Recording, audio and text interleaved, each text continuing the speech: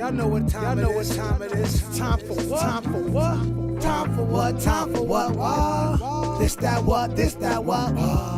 Time for what? Time for what? What? This that what? This that what?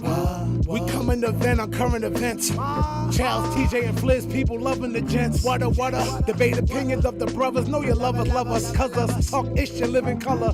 Every Wednesday, been getting it in at 9 p.m. Tap in, my friends, sliding right with them gems. Hip hop debate start them like engine gens. These mics powerful, been said again and again. Legit articles round the globe, and it depends on what's brought up and who can go pen for pen. Popping left with the guest, spicy talking the script. Back and forth, him to him, going flip for flip. Join into the excellent realm you step in. Catch a wreck and get it lit in the comment section. Tell somebody something that you might have heard. The what? What? Spread the word.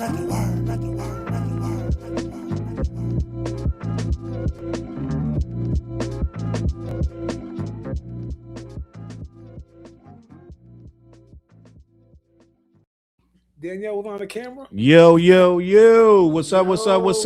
Ow! Get on these mics. We ready to go. The what jigga? My name is Charles Brown. Right next to me is. No, this name Fliz. Right next to him is TJ Swords. What's popping, world? Happy holidays from the What Show. We are in the building. Yeah. Listen, we're gonna get it started quick tonight because there's so much to discuss. Get your drinks up. Oh, Fliz with the agua. The mini baby agua. Salute, TJ. Listen, man, if you ain't went on and heard that what album, babies, you took that from the kids. You took that from the kids, yo. If you ain't went out, listen, man, we gotta get them. We gotta get it how we can get it, man. You want some more water? Want me to go get some more water? I'll be safe with that. I'll be good. We gotta keep Flizzy hydrated. Yeah. Y'all know what this is. How we sound out there, world? Let me know. Let me check the chats. Let me check the chats. Tonight is crazy. I'm gonna do sound checks like that every week. Crazy. Yellow girl in the building. Yellow girl missed last week, didn't she? Yeah, she came in late.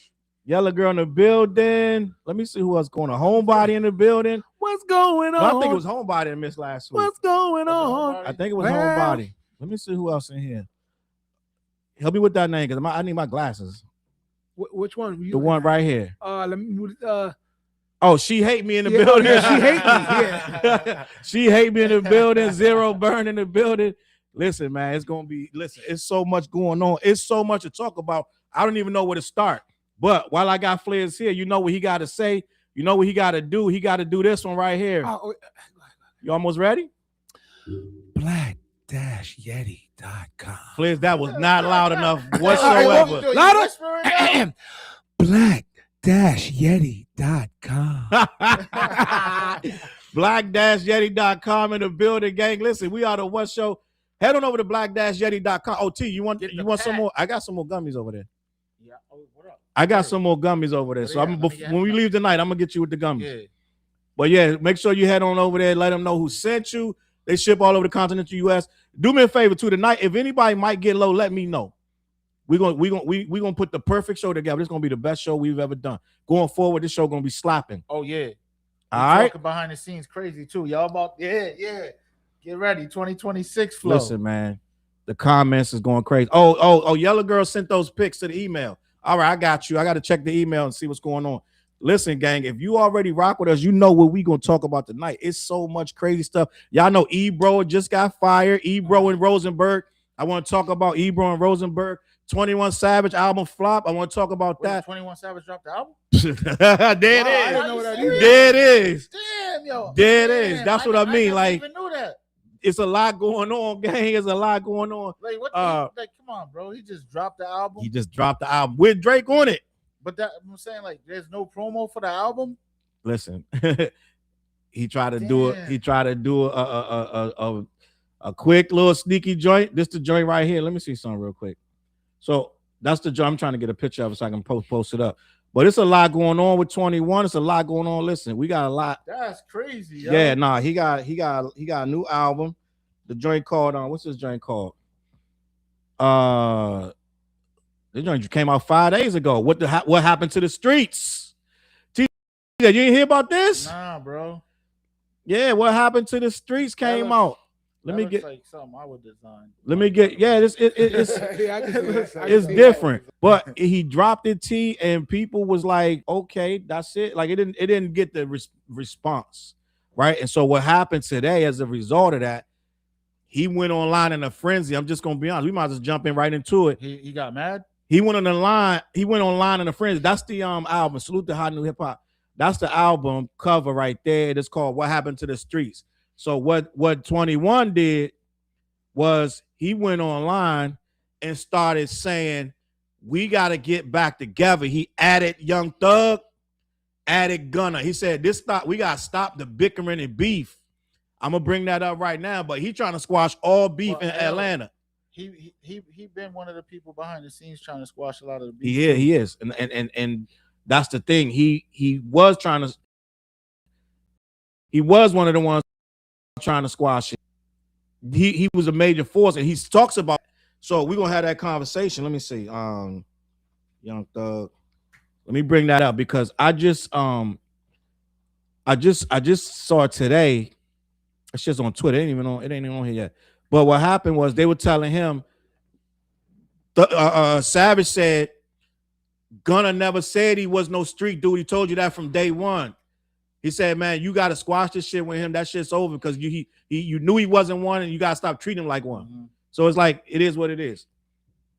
Here it is right here. So it says 21 Savage pleads to end the beef. It's right here.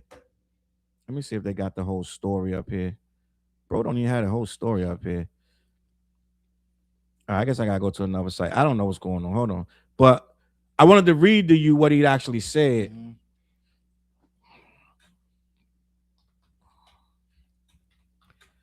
Because he really just because I think the ATL is kind of like it's not the same. It's not the same, bro. It's not the same. So here it is right here. Here it is right here. So it says it's just a lot going on. The energy is different. You know what I'm saying? It's just a lot going on. He said, y'all niggas fix that. It's all love with each other. Niggas, you knew Gunna wasn't no gangster when he told you that the first time. And we swept it under the rug. For you know he wasn't trying to leave you hanging, nigga. F the streets and we ain't got nothing but they bleeping out words. Yeah. We ain't got nothing but trauma from that shit. Oh, we ain't get shit but trauma from that shit. So he's basically on some grown man shit, right? And he's trying to squash the beef with these guys because they need each other, T, right? They need each other. Now, some people saying, listen, man, like Thug is one of the ones carrying on the beef, right? Mm-hmm. He made up with Homeboy before Gunna. What you think, TJ? I need your input on this. Damn. He made up with. Hey, you know it's crazy because I never even looked at it. He made up with Homeboy before Gunna. With Lucci. He made up with Lucci, and 21 said he helped that situation. I think that because when you listen to Thug, right, and like I fucks with Thug too, like I mean, but it's like when you listen to him, it's just like he's hurt by Gunna basically taking that situation. You know what I'm saying? To get out of it, like, you know what I mean? But that's what that's how I look at it. Like he's hurt, you know what I'm saying? Okay. And it's just like he doesn't know how to really accept the fact of if he told you he wasn't a street nigga and the shit went down like that, you know what I'm saying, or whatever. He's the artist, like he's your biggest artist on your label. Right. You know what I'm saying? So why would you try to cut tie? You couldn't even keep a business with him. And that's supposed to be a bro, like, you know what I mean, like your brother. But you know how the shit goes. You know what it is, man. I think he just feel he's so like he looking at it so old school where you snitched. You know what I mean? It's on some you snitched. Now I can't rock with you. Now I think he's looking more about how he looked to the streets than how he really feel about Homeboy. Exactly what it is, because like, know what I mean, like. I just think he's mad. Like he's completely mad. He's not he's upset. He's disappointed. You know what I mean? But if you see like 21 Savage and like being from Atlanta, they all came up together. Right. So they have that different type of relationship. So behind the scenes shit that we don't know, 21 Savage knows. So basically that's why he's reaching out like, yo, what the like y'all niggas gotta fix up. This ain't the only relationship he's trying to fix up, though. No, he's trying to fix. There's a lot of. He's stuff trying to fix on. up Drake and Metro. He said Metro more open to it now. He said Drake apologized several times before they even dropped the Like That egos, record. Bro, it be egos. It's just the same shit as the fans tricking Dirk off the streets. You know what I'm saying? With the Slide hashtag slide for fun. You know what I'm Yeah. saying? Like, come on, bro. Like, just think about it. Dirk's probably fucked up right now, just because of the. I mean, outside of the fact of what he's going through, right? But at the same time, right now, NBA YoungBoy's the biggest shit smoking. Yeah, it's a lot. You know what I mean? So it's like basically you got tricked out of your spot type shit. You know what I mean? So he gonna look at it like he ain't gonna look at it like he got tricked. He gonna be like, I was gonna slide anyway. That's what he probably say. Because it's the street shit. But to be honest with you, it's just like these niggas is fucking millionaires, bro. So I don't know how much Fliz know about the Young Thug and Gunna. You know about that, right? Only from what I be hearing from y'all when we be talking. You know what I mean? So I already know your answer. Like I'm not up on the Young Gunna and the 21 Savage stuff. So you know what I'm saying? Just the only one I hear maybe some kids talk about it, or you guys. As a grown man rapper, I know you already know you're gonna disapprove of the. Yeah, I'm not with none of that shit. You know me. I'm not the you snitch da da da da da. And I get it. So I'm thinking that we looking at a situation where I know what Thug is saying. I can walk both lanes, Fliz. I know what that too. I know what his problem is, because I was raised in the streets. I understand that, but at the same time, a grown man who was very intelligent that had to survive them streets with some common sense, and I had to maneuver that without getting in a lot of drama. You know what I'm saying? Yep. So I had to be as thug as that, and I had to be as smart as that. So I had to be both, and I know what he's frustrated about. But at the end of the day, y'all made too much money together. That's what 21 trying to tell him. He said, man, you make more money together. Gun is selling out arenas. Yeah. Know what I'm saying? They need to take from how many like cats we came with back in our heyday with beef, and now they're all collabing and friends and kumbaya and you know what I mean? Like, it's just like and even in our city, you know what I'm saying? You got people that got problems with each other. Like, I mean, but it's like it's the street shit, but at the same time, it's like, yo, bro, in order for us to come up, like, we really need to be working together, uplifting each other. You know what I'm saying? Like, that's how it needs to be. But everybody's not gonna be able to do that. But go ahead. Everybody's not gonna be able to do that. But what 21 Savage, like, yo, there's a difference. Like, you know, I go to Atlanta. I mean, so it's like there's a difference. Like, I went to Atlanta. And I'm like, damn, you can feel the energy before that shit happened. Before they got the feds came and snatched both of them up. Right. And then going out there is just like, you can tell that there's a division in the city. Like, you know what I mean? Like, because now it's like, are you gonna take sides? You know what I'm saying? It's just like the same thing with the Max B and Jim Jones situation. You know what I mean? It's like, who in New York's gonna take sides? You know what I'm saying? Well, really, they need to come together and uplift. You know what I mean? That's the shit that Maino's on. You know what I'm saying? So it's like, you know. Speaking of Maino, I want to get into that Maino situation. I don't know if y'all heard about Maino and 50 Cent. Have you heard about this? Yeah. I want to talk about this Maino 50 Cent. I know I was hearing something about Maino, but I don't know if it's the 50 Cent. Man, it's crazy, Fliz. It's crazy. Anything involving 50 is interesting. Listen. And I want you to tell me who right, who wrong, because I know the story, but I want to get this whole situation, because after this happened, 50 went dumb. So what's going on is 50 the day before yesterday, I believe this was the day before yesterday, right? Everybody's talking about this documentary, Fliz. It's still the top conversation on all podcasts, this Diddy documentary, right? Yep. And what happened with Maino and Jim Jones, Maino, Dave East, and I believe Fabulous, they got a podcast. Oh, all right. Now it's ringing the bell. All right. Salute to Vicky in the building. I know what you're talking about now. Yep. They got a podcast, right? Yep. And on their podcast, they were debating or just questioning out loud if you can make a documentary. And if y'all see TJ with his head down, that means he's sharing the show. Make sure y'all share the show. But if you can make a documentary about a person that's kind of like unflattering, that's kind of bringing them down low key without that person's input. And they started saying that low key, what they were saying, like, it's kind of foul, right? Now, they didn't say 50's name, but he ain't like Candyman. You ain't got to say his name. You just got to hint. You got to kind of get close to saying his name. So he heard the conversation. They clearly was talking about 50 and Diddy, right? Even though they didn't say 50, didn't say Diddy. They was asking, can you do a documentary against a person and use their likeness? And I believe it was I think 2 or 3 of them said that it was kind of foul to do that, right? And Fabulous said if you're a public figure, they can do that to you, which they can. Now, in regards to Diddy, to me, Diddy is slime ball, right? I'm just gonna be honest. I know people have different opinions about Diddy, this, that, and the third. I don't. I feel like Diddy has shown himself time and time again to be not a really good individual. This is before Cassie. Like we've been talking about Diddy not being good for years, right? But the consensus starting to feel like the tide is turning since he beat the 3 out of the 4 charges. He gonna come home soon. A lot of dudes is cleaning up what they saying. Let's just be honest, right?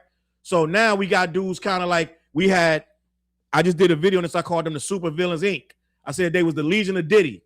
That's crazy. We had Ja Rule saying 50 wrong for the documentary, and he's a hypocrite, right? To me, that's defending Diddy. We already had Kanye came to the courthouse in Diddy's defense, so he's defending Diddy. We had Dame Dash speaking out saying that 50 wrong for making a documentary about Diddy. To me, that's defending Diddy. If he wrong, then you're saying that we shouldn't be talking about Diddy in a negative light. Why? Who is Diddy that can't be talked about his faults, right? Everybody else can talk about their faults, right? So that's them. And then who's the fourth? Oh, Marlon Wayans, right? So now all these guys coming out with positive things about Diddy, negative things about 50 because 50's eating off of it. And then now today, Dr. Umar Johnson said he can't believe a black man is bringing down another black man. And he said it's self-hatred. It's not about 50. He said I don't have no problem with 50, but we will do that to each other. We won't talk about the Catholic Church. We won't make a documentary about that. We won't make a documentary about Jeffrey Epstein, but we'll make a documentary about each other. So he tried to spin it into some black versus white stuff. You can't supposed to bring the black man down. And Dame Dash said the same thing. So knowing what I just told you, Fliz, after everything I just told you about all these guys coming to me is defense of Diddy. Mm-hmm. Where do you stand on the documentary itself? That 50 Cent, who has a known beef with Diddy, produced a documentary about Diddy. Well, me as a person who didn't watch it, I just want to backtrack and say, I'm not 100% up on everything that was said, but just by one statement, I don't think Marlon was defending. I think what he said was something like, be careful because karma. Mm-hmm. You know what I mean? I don't think that's a defense because that's the kind of stance I was taking, like, be careful, because karma is a bitch. You know what I mean? It's not a defense of Diddy. I think it's universal. Everybody thinks what he did is effed up. You know what I mean? Oh, and what he does and what he's perceived to be is evil. I don't think anybody in their right mind is gonna defend this man. But I was like, sometimes like be a little careful. So when Marlon said that, I was like, I don't think now the other people, I can see what you're talking about, but not with Marlon. I don't think he was on some, I'm defending Diddy. We love perverts around here. I don't think it's that. I'm like, watch out. Make sure your house is clean. I think he's saying before you go putting out documentaries. Because, that's what I took it as. You know what I mean? What about the documentary? So even though you didn't watch the documentary, yep. 4-part docuseries. Yep. 50 being his mortal enemy, putting it out. What's your thoughts on the documentary Here's itself? what I thought about it. It's 50. Then 50 don't give a flying what about who says what about him, what he thinks. And I just heard somebody say he's the biggest troll in history. Like he got the crown. Like he don't care. And like this is like the culmination. I'm like, here, boom. I'm gonna talk about the biggest rap mogul ever who's in this, and I'm gonna put a documentary out on him. Say something. Mm-hmm. That's what I think it is. Okay. Let me say this real quick. Salute to Vicky for gifting that membership, that gold membership, the Iron Will. Salute. We appreciate you. Salute, Vicky. Iron Will. Enjoy that membership. I got some fresh content coming up tomorrow for the members too. But go ahead, Flizzy. I didn't mean to cut you off. No, that's all I really gotta say about it. It's like, look, he did some horrible shit. No, I'm not gonna defend that man. But I always say, make sure your house is clean. Okay, I want to talk about that. But TJ, what's your thoughts on the documentary itself being done by 50 Cent against his mortal enemy? Is he right or wrong? Because that's what they're trying to say. They're trying to say he's wrong. All 5 of these guys I just named all said he's wrong. Ja Rule, Dame Dash, Marlon really said he's wrong, and Maino, all them, they all saying he's wrong. Dr. Umar said he hates him. It's a self-hatred thing because he's black, and you're not supposed to do that to other black people. Talk to me, TJ. What's beef? Yeah. You know what I'm saying? Yeah. Like if there's beef, it's beef. So basically, it's no holds bars. You know what I mean? All these dudes are street dudes too. They know what beef is. They acting like they don't know. They acting like beef changed over the summer. I don't know. We know. I mean, we know 50s with all the smoke. So it's just like it's 50, bro. Like, know what I mean? Like, what do you expect? He told you what he was gonna do. You it's know like how him he saying, act. "I'm gonna shoot you when I see you, my nigga," and know then he how pops act. you. Yeah. He told you what he was gonna do. I think people think that 50 has outgrown the streets. I don't think Nah. they understand that this guy is never going to outgrow that. He puts on a suit and tie and goes sit down and, know what I mean, and knows how to talk business. I'll be honest. I can't. I think he can keep his street mentality. I can't allow myself to believe someone at his age and level should be in the street. You know what I mean? Yeah. So I don't want to talk streets. I'd rather keep it on his business level because I'm just gonna be real. Like at a certain age, you shouldn't be in the street, bro. You're not. Like, you know what I mean? But you know what I mean? If you think about it, none of these guys is actually literally in the street. Yeah, you know what I mean? So that's what I'm saying. I agree with that. So I would rather call it trolling. I don't want to call that street shit. You know what I mean? Well, all right. So put it like this. But we never know what happens when they actually bump. Know what I mean? When they bump into each other. Yeah, at a certain age, it could just be. At a certain age, it's just a nigga moment. Remember that? Yeah. It's like, yo, yeah, look, bro. So, but think about it this way, Fliz. Even Nas and Jay-Z shaking hands. Think about it this way. Think about it. They did. Yeah, they cool. Fat Joe and 50 shaking hands. They years ago. You talking about Nas the producer? Nas. Oh, I thought you said Knots. Oh, my bad. There's a producer Knots too. But Knots? That's a whole different subject. But no, but let's look at it like this, Fliz. You may not be in the streets, but you gotta think. Dudes try to kill 50. Oh, right? Yeah, definitely. 50 don't like they literally try to kill him. And I'm not here to say good, bad, he right, wrong, or different. But that changes a man when you land on that hospital bed and you almost ain't make it is different. Mm-hmm. So it's like after industry, you gotta think the whole industry blackballed him. Mm-hmm. Diddy, everybody. He said he sat down with Diddy. Diddy said, I'm never gonna sign you. I'm just taking the meeting because somebody asked me to. Yeah. But I would never sign you. Yeah. That man, you're for the rest of your life, he's your enemy. Because he laughed in your face, and somebody like, dude, I think is 50 a cancer? I think so. Is he a cancer? I don't know. So it's, you know what I'm saying? Somebody like that, salute our sister in the building. What does that mean? What does that mean? Like he's a cancer? What do you mean? Cancers don't forget nothing. Oh, all right.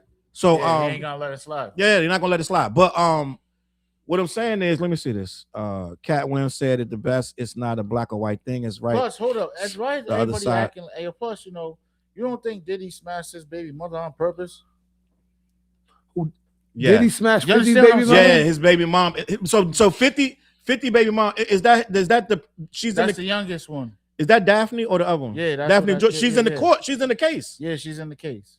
So let me. She's basically, I think, Jane Doe, right? Jane Doe, something like that. So one of the plaintiffs that the state, was it federal states? The feds brought to Diddy. This was a Fed case, right? It was a Fed case. Yeah. The feds brought 50 baby mom into the courtroom. Yep. They hid her identity, but you still got everybody out. knew who it was. When so they brought her to the courtroom. Now he was sleeping with he allegedly turned 50's ex, his baby mom, into what he did with Cassie and everybody else. Like he kind of had her in house. He had her in all the bullshit. Yeah. I think he might still be taking care of her right now. He was paying all her bills. Yeah. So, but that was one of them Drake moves. Like, I'm gonna hit your ex. Yeah. So it was a whole thing, and he was like smutting her out, making her do all this and the third, because she admitted to all this shit, right? So it's like them dudes still, even though it's not street shit at this point, it's not street shit. It's just industry shit, it's personal shit. Personal shit. This ain't no street. Nobody's street in it, but this is some shit where I'm gonna, every chance I get, I'm gonna fucking try to hurt you. No, I get it. Yeah, it's so vindictive. Yeah, that's what they don't understand. Revenge With this guy's shit, like y'all talking about he shouldn't do it. Like dog, you don't understand how deep this shit go with me and this guy. Like it's 20 years of me and this guy. We've never going to stop. So yeah, I got a chance to do a documentary on him. It hit him like a light bulb. Like, oh shit, I should do a documentary. Dude, in 5 months, the documentary was done by somebody else. He went 5 months and found the woman. I believe her name is Alexandria. I think it's Shapiro or Stapleton, something like that. Black woman. She did the documentary, Fliz. He put the money up and paid for the footage that they used, but she was the one that did it. She did an excellent job. That's what nobody's talking about. All 50 is executive producer. Yes. You know Salute to Queen Liquid for the super chat. Oh, salute. Speak on 50 you. making Jim pay up $200K to keep that podcast today. Damn. Did he pay it though? So what happened was I was getting there. I went all the way around. So Jim Jones and Maino, Fabulous, and them, their podcast talking about 50. 50 got wind of it that they were saying it ain't right about the documentary. What are you talking about? But I'm saying, yeah. So what happened was 50 was like, you niggas, like y'all, he said, I found out that you guys are squatters. You owe $250,000 on that building that you. He said, I should buy the building and I should buy half your podcast. So, yo, that's you what I'm can't. saying. This is 50, bro. Yo, I say that's the biggest show ever, yo. Salute the Queen in the building. See, that's like he's a different kind of person, Don't bro. understand, gang, what's 50's happening. different, man. Now, Fliz, 50's different, bro. you don't have that kind of money, but if you did and you had a long-standing beef where it was 20 years of beef, you would do the same thing. No, I would not. You might not say it. You might not say it out loud on the radio. I will tell you with 100% certainty, the way I live life is to avoid drama. But you know what? Like, straight up. You know something I learned this a few days ago, bro. It hit me like a ton of bricks. It hit me like, it's like dudes like that, like let's name them, Jay-Z, 50, Nas to a degree. Yeah. All these guys, they don't get all that money without being kind of sharkish. Yeah, it's a personality trait. Yeah. It's a personality trait. Yeah. You're not getting rich without being some type. You got to have some type of edge for anybody in any industry. Yeah. Right. The guys that hoard all the money and mine, gimme. They got an edge to them, gang. Yeah. And they cutthroat. You can't swim with them sharks if you're not gonna bite. So at some point, your enemy's wounded. This is what they do. 50 wouldn't be bleeding. 50. Like we want all this salt. Yeah, we want to make these guys like they're some type of they're angels or something. Oh, that's my man because he write good raps. See if I can cut the hole open more. I'm sure Nas had to do some cutthroat shit too, right? Remember he's nose to nose in the park with Tupac. Yeah. He didn't come out with a scratch on him, right? So you got to kind of have your edge. Nas had 50 wolves in the park with him, so it's not like they just walking around. Oh shucks, I'm just happy to be around. No, these motherfuckers is really ready with the shits. So at some point, you still got to be in with the shits, even though y'all not violent. It's still business shit. So you might do it, Fliz. You might have to. You might have to. Let me see. Yellow girl said, I didn't realize that one of his baby mamas was Tupac X. He is sick. Not Tupac X. It was 50's X. 50's X. 50 should teach a master class on how to be petty. People will pay. Somebody did a class like that too. No matter how many albums you sell, the street will keep coming for you. That's true. And I just feel like probably worse if you've been in the street. They're gonna try to kill you, bro. And you gotta think this dude got dudes right now. I believe, if I'm not mistaken, people right now still want 50 head from them shit from back in the day. Yeah, for stuff he said last week. You know what I'm saying? So it's like they still on him. So he ain't under no delusion that. Here's the thing with 50 though. He knows that. That's what I'm saying. So he moves like that. He moves like that. They told you when he went to the West Coast, right? Who was it? Whack 100. Yeah, he said they were trying to fall up on him. They tried to roll up on him. 50, they thought 50 was by himself. You know what I mean? And then when he slid off and seen all the damn security people, 50 looked back at him and smiled. No. It wasn't security people. What was it? It was he had Navy SEAL. He had it was somebody big, right? He had like Navy SEAL dudes with him. He had like dudes with the they're like, yo, move. Like he had these watching everything, like up on it. Like it was like he let them know where he's gonna be. And they got there and they said they saw the like it was like a militia. Like it was like, aren't you moving with a militia? And he looked at them and laughed. And they was like, and Wack was like, yeah, we're gonna go ahead and leave. Like, we're gonna go ahead and get up. This dude had like SWAT team with him, gang. Like real, like talking in the walkie-talkies like this, like target is on the move, like type shit. It wasn't over. So it was like, gang, he rolling different, gang. Don't be mad one day if y'all see me like that. I might have my parents with me. I ain't mad at that. I remember Kanye. Fort Knox with me. I got mom Dukes with me. I'm gonna have Fort Knox with me. Moving. Kanye, when he first started having his kids, he had his Hummers bomb-proofed. He wasn't playing with his family. You know what I mean? Yellow girl said Chance mom was Pac's girl. I didn't know that. Who? Chance the rapper? I guess so. Chance the rapper? What? Matter of fact, Chance Rapper, we need to talk about it's good Chicago, albums. Right? Yeah. Chance the Rapper put a good album out. I don't know if y'all heard. Did you hear it? He put But a I real like Chance, quality. though. He put a real quality album out. But it is what it is, man. I feel like, and I'm a. Oh, salute. Who's that? What I seen him quote. Where's that? Pause. I am black. I am Black Mo. Oh, Black Mo in the building. Salute, Yes, salute, sir. salute. Salute. Last thing on this 50 Cent thing, to me, I feel like it's all fair game.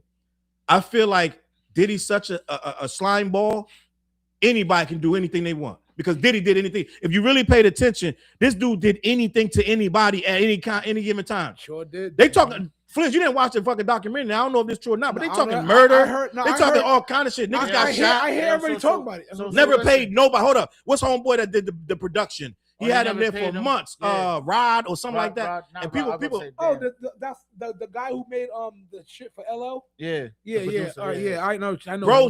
Bro said he was there for months, never got nothing, just living in there, making beats, doing all this shit. He said Diddy was promising this nigga the world. Remember when that Love album came out? And we was all like, What Love album? Diddy made The right Love before album. Diddy got locked up. His last album. We was talking. Oh yeah. We was the talking R&B shit. We was saying Yeah. that was. I That said was it. fire. Yo, Yeah. that We album said it was on this fire, show though. that the album was album of the damn near album of the year. Yeah.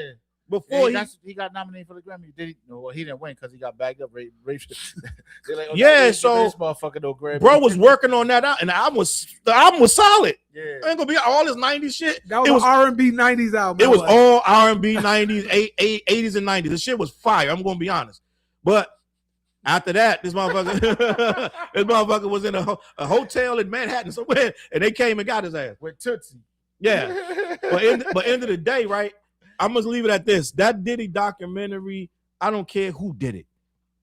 Diddy has shown himself time and time again to be ruthless. He doesn't care. I do believe everything that went on with. I do believe he tried to hit Pac. I think he fumbled it. Hey yo. I think he fumbled the shit with Pac, but I think he tried right it. Now that you hear about Diddy, I don't think anything is far-fetched. Hey yo, the crazy shit is this, right? You never looked at him like that. No, we thought he was the shiny suit So you man. think he's like the boogeyman of the industry? Like he's like the Suge Knight. You know what I'm saying? Like, I think that I think like, most of the industry knows. You could tell when he come in the room. Like we thought we was this fucking. I think the industry. You saw they act around him. Yeah. You see how Fab get it kind of little like he just get a little like they start getting a little tense and timid when Diddy come in because Diddy has no control. You saw him when he had the Joker shit on. Yeah. And homeboy from The Wire. Say that shit. That tells you. Homeboy from The Wire looking at him like not The Wire. Power. Right. I remember homeboy name.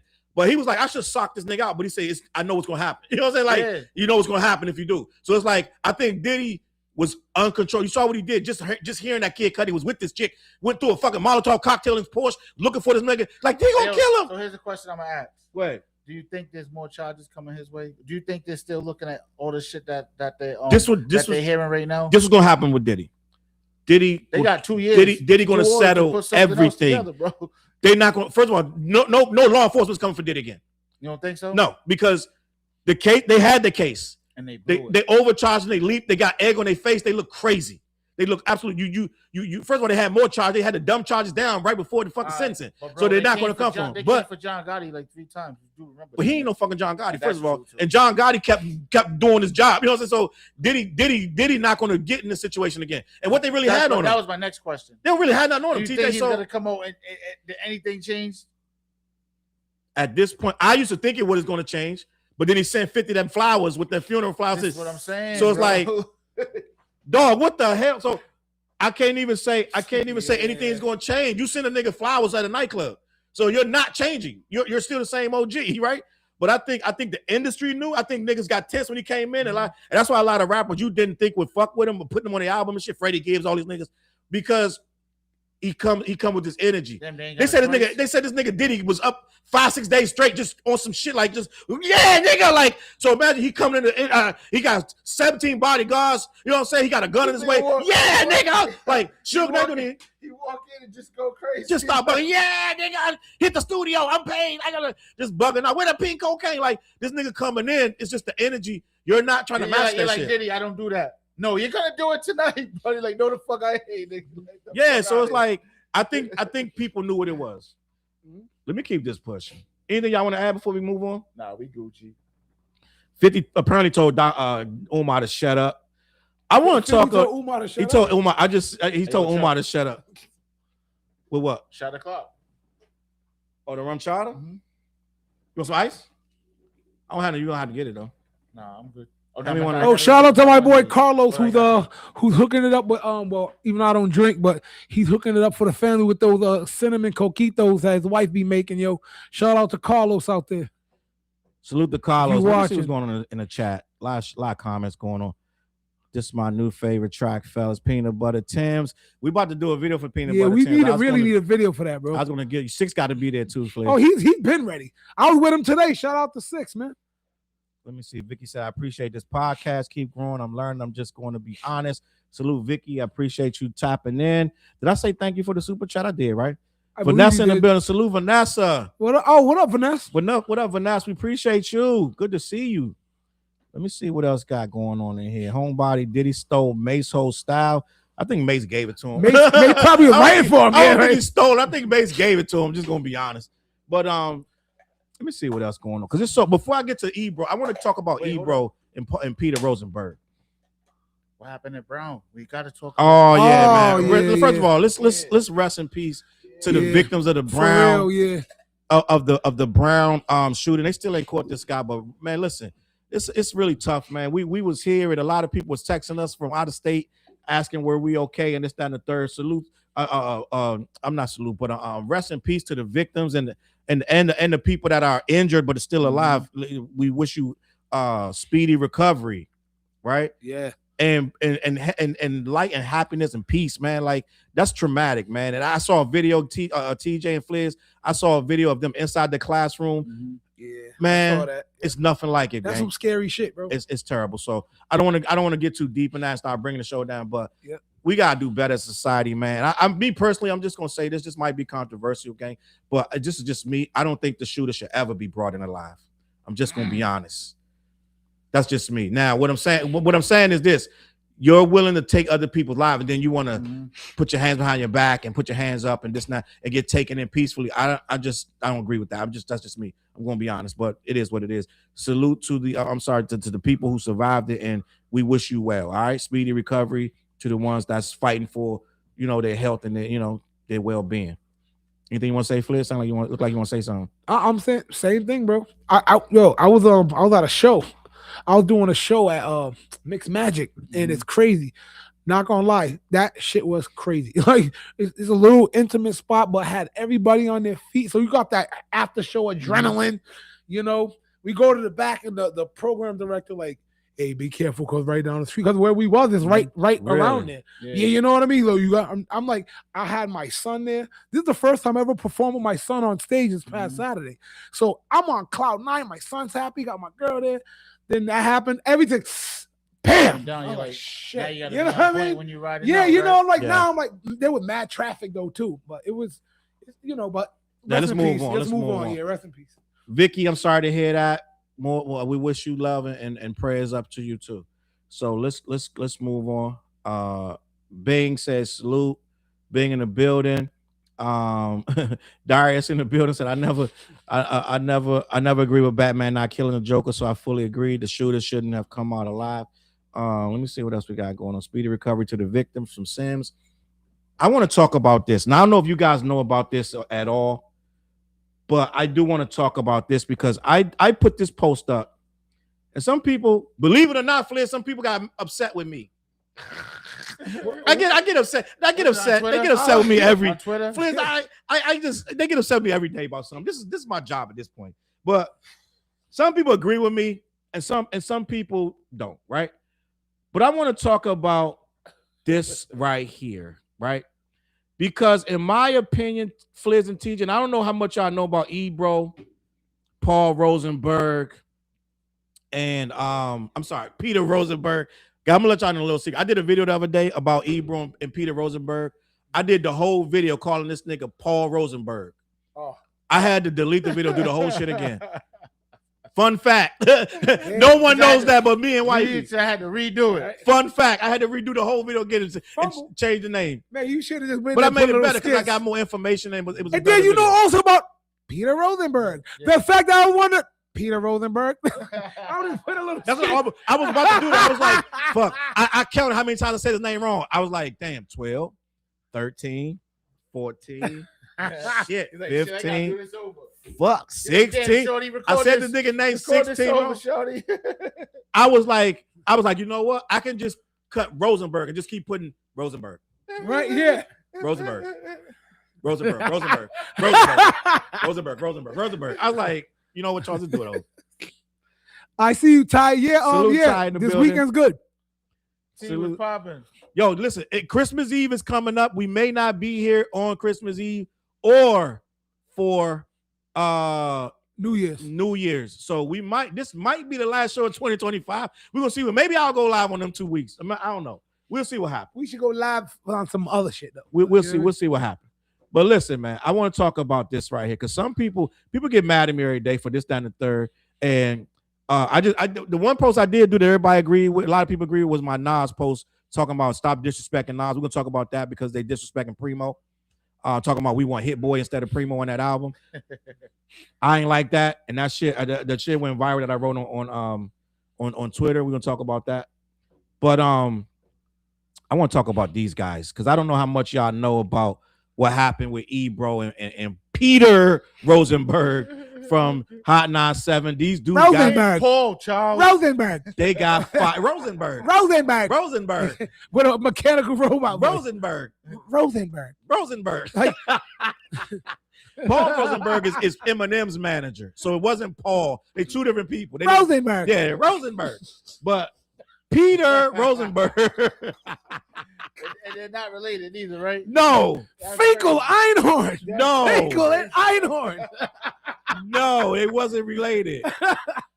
Rosenberg. So all right. So let me tell you what happened with Rosenberg, right? So Peter Rosenberg and Ebro, right? Oh shit! Damn, dropping out this motherfucker. So Rosenberg. Rosenberg. All right, yo. I'm gonna feel like shit Yo. every time you mess up. yo. That shit funny, guys. Listen, that is Get that hilarious. back, Joe. Water? No. Oh, my bad. Yeah, so what happened with these two guys, and most people agree with me, right? Mhm. I'm gonna try to give you the short version of what happened with Peter Rosenberg. and Ebro. So you see the guy in the middle, that's Ebro. You know who Ebro is. Yeah. Ebro and Peter Rosenberg. Rosenberg got walked into the office and fired. You're not gonna stop. I know it. Don't even try. Don't even try. I know you're not gonna stop. But they got I'm good. they got walked into the office and fired, Fliz. Now, mind you this. I didn't know that part. Mind you this. These guys are the voice of hip hop for Hot 97 in New York. He's been the program director for 13 years, if I'm not mistaken. I think they've been on the radio a total of 18 years or more. I think Ebro been in the radio business for 30 years. Now, what my issue was with this, right? They saw it coming. They knew it was happening because the management had changed. It's a corporation, so the corporation was bought out by a different company. That's me. The company that bought them is more about numbers, right? Because radio's dying. Let's just be honest. It's been dying for 15 years, right? But you still can get stuff out of radio if you do it right. Now, a lot of people are doing is they're cutting, they're laying off people, they're cutting costs, cutting corners, downsizing. They're buying several radio stations at a time. You know what I'm saying? Juggling them shits, da da da. So one company can own 17 radio stations, da da da. It's a monopoly, right? So end of the day, these two dudes are supposedly the culture, right? They're supposed to be right there with Charlemagne. They're supposed to be right there with Joe Button. They're supposed to be right there with academics, DJ Vlad. None of the people I just named can be fired because they own their own IP, they own their own brand, they own their own YouTube channel. These two dudes who've been coming at everybody. This is the guy, Ebro is the guy who clowned Uzi Vert for not being able to freestyle over that Primo beat. And he told him, you be out of the game by 27. Well, that ain't true because Lil Uzi Vert still packing out festivals and this and that. He's a big guy, he's a big deal, right? And us hip hop heads, we like, he should be able to rock to that. Da, da, da. But at the end of the day, He's young. He don't need to rap. We rapping too because they got their own shit going on. And as elder statesmen, we had to understand that, right? So end of the day, what had happened with Ebro, what we got going on here? His crew interested looking at the face of hip hop, the face of black culture. I'm gonna let you do your thing, K. Kristen. Appreciate that comment. But what had happened was Ebro made a lot of enemies, including Drake, right? Because last year he called Drake a sick. He said Drake is a sickness to hip hop. Mind you, him and Drake was cool before this battle, right? So, long story short, Peter Rosenberg. Feels like waiting. Nah, do your thing. Give me one. Peter Rosenberg, right? He's been in this culture for a very long time, and he's the reason Joe Budden has that podcast because he put Joe Budden on to get the podcast. Then Joe Budden cut him off, right? So all that to say this: they're in New York. They've been beefing with Charlamagne, DJ Envy for a year, Breakfast Club for years. Now Breakfast Club is still in the air. Mind you, Breakfast Club just got a deal with Netflix. Yeah, allegedly, right? So that's supposed to be a dope deal. Now, these guys got told to pack your boxes, leave after years and years of being the face of New York hip hop. To me, that's a failure because you've had many years. They just opened up a YouTube channel. It's called Ebro, Rosenberg and Laura's show. It's the same show, but it has no radio station no more. They just started a YouTube channel like 2-3 days ago, and they start saying subscribe to my YouTube channel. Meanwhile, it was a year ago that Ebro was clowning YouTube people because he had his comfy corporate job, and he was clowning dudes for like, yo, subscribe to my YouTube. He was clowning us people for whatever reason. I'm giving you all the information so you can make a complete synopsis of what's going on. So Ebro and them started a YouTube channel. Last I checked, they had 25,000 subscribers, right? They done 2 videos.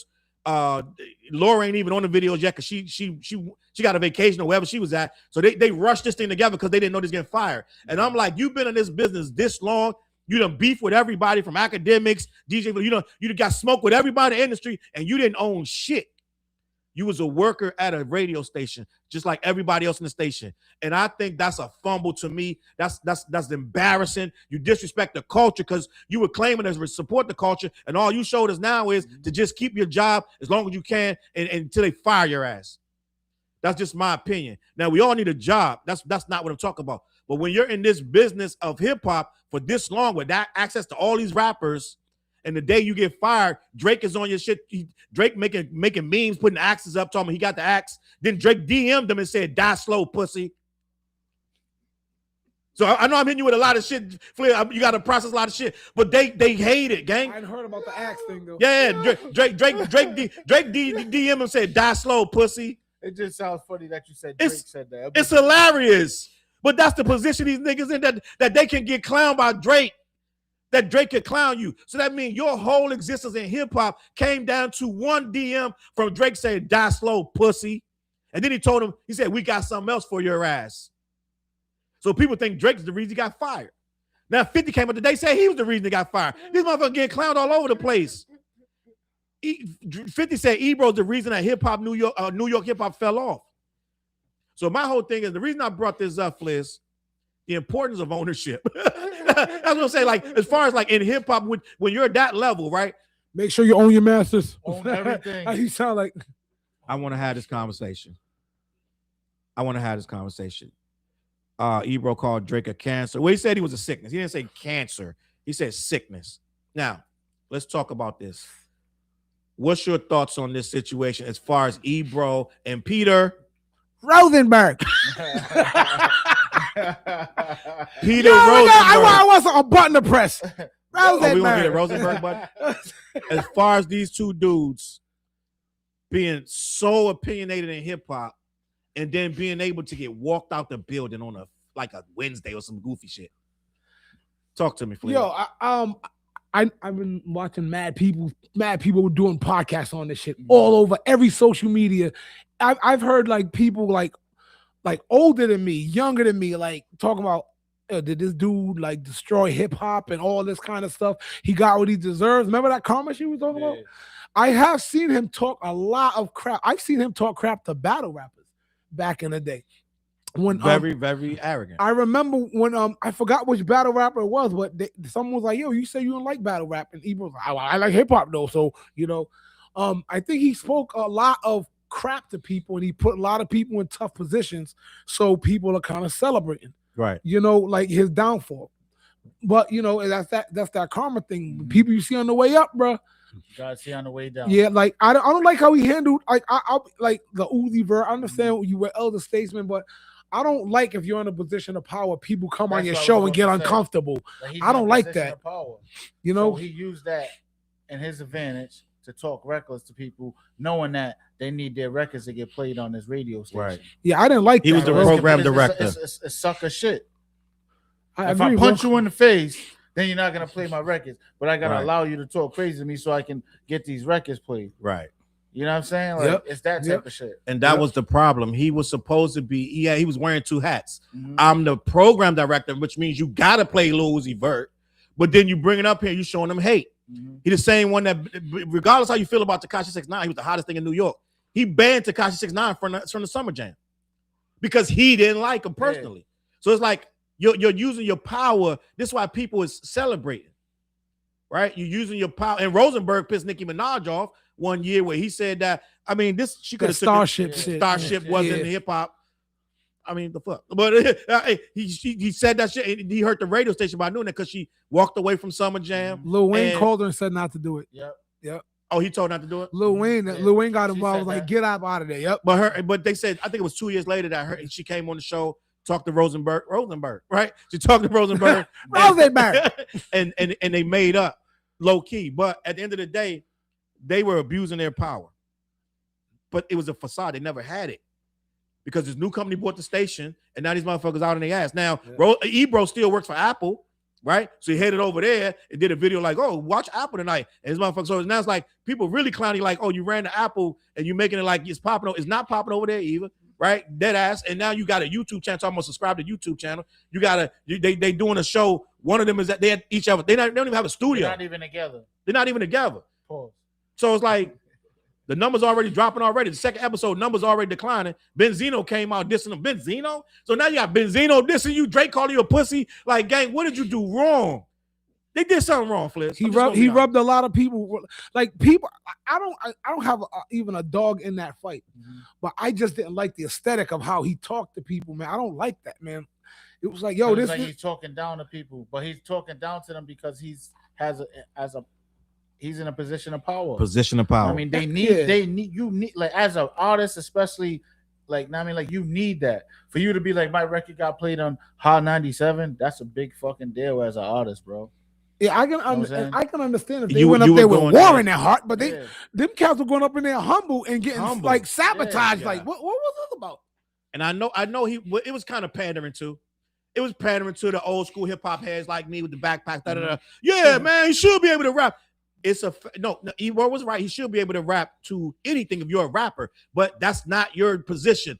Up there, if you're the program director, you should also have a show simultaneously where you can clown niggas, because that's not your job. You shouldn't be having no show at all because you're the program director. You hold people's careers in your hand, so you shouldn't be doing no show telling niggas to freestyle. So you already was a conflict of interest, right?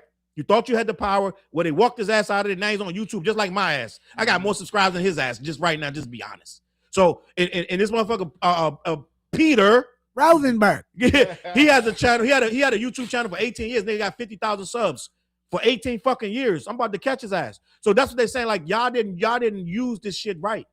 That's what people are talking about. Y'all didn't use this shit right. So now you were caught up in your corporate thing, wielding your power, talking your shit. Yep. Right? And now it's gone. And that's why everybody's celebrating.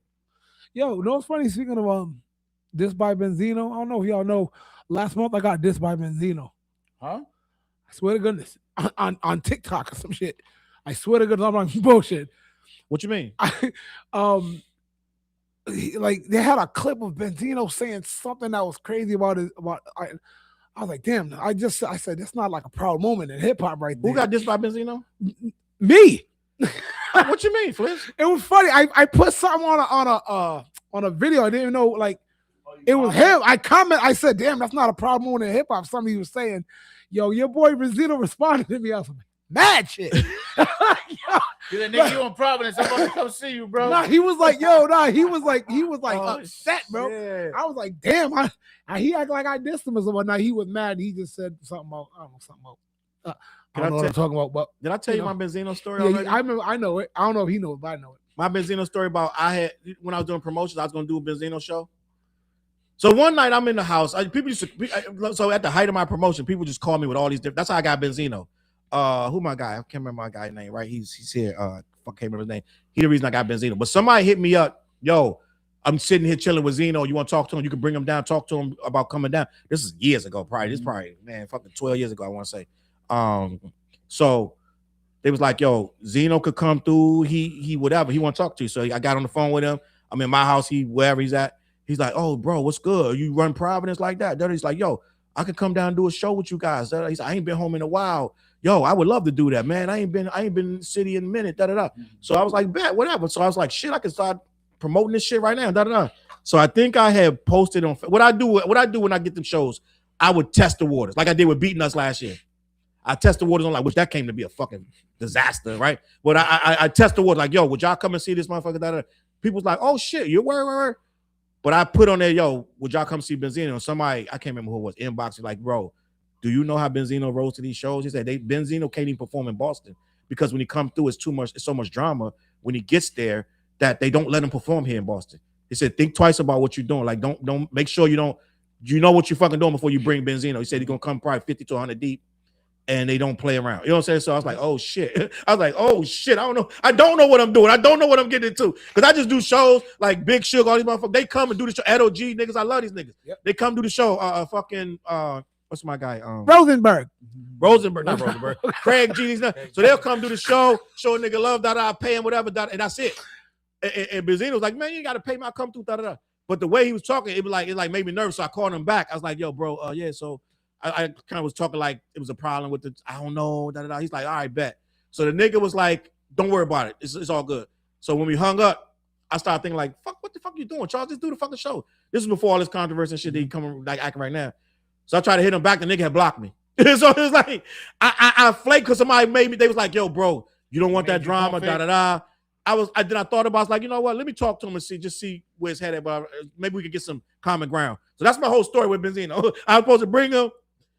Somebody told me don't bring him. So I said, I stopped, and then he blocked me. That's the whole story. That's it. That's all, folks. Good night. All right.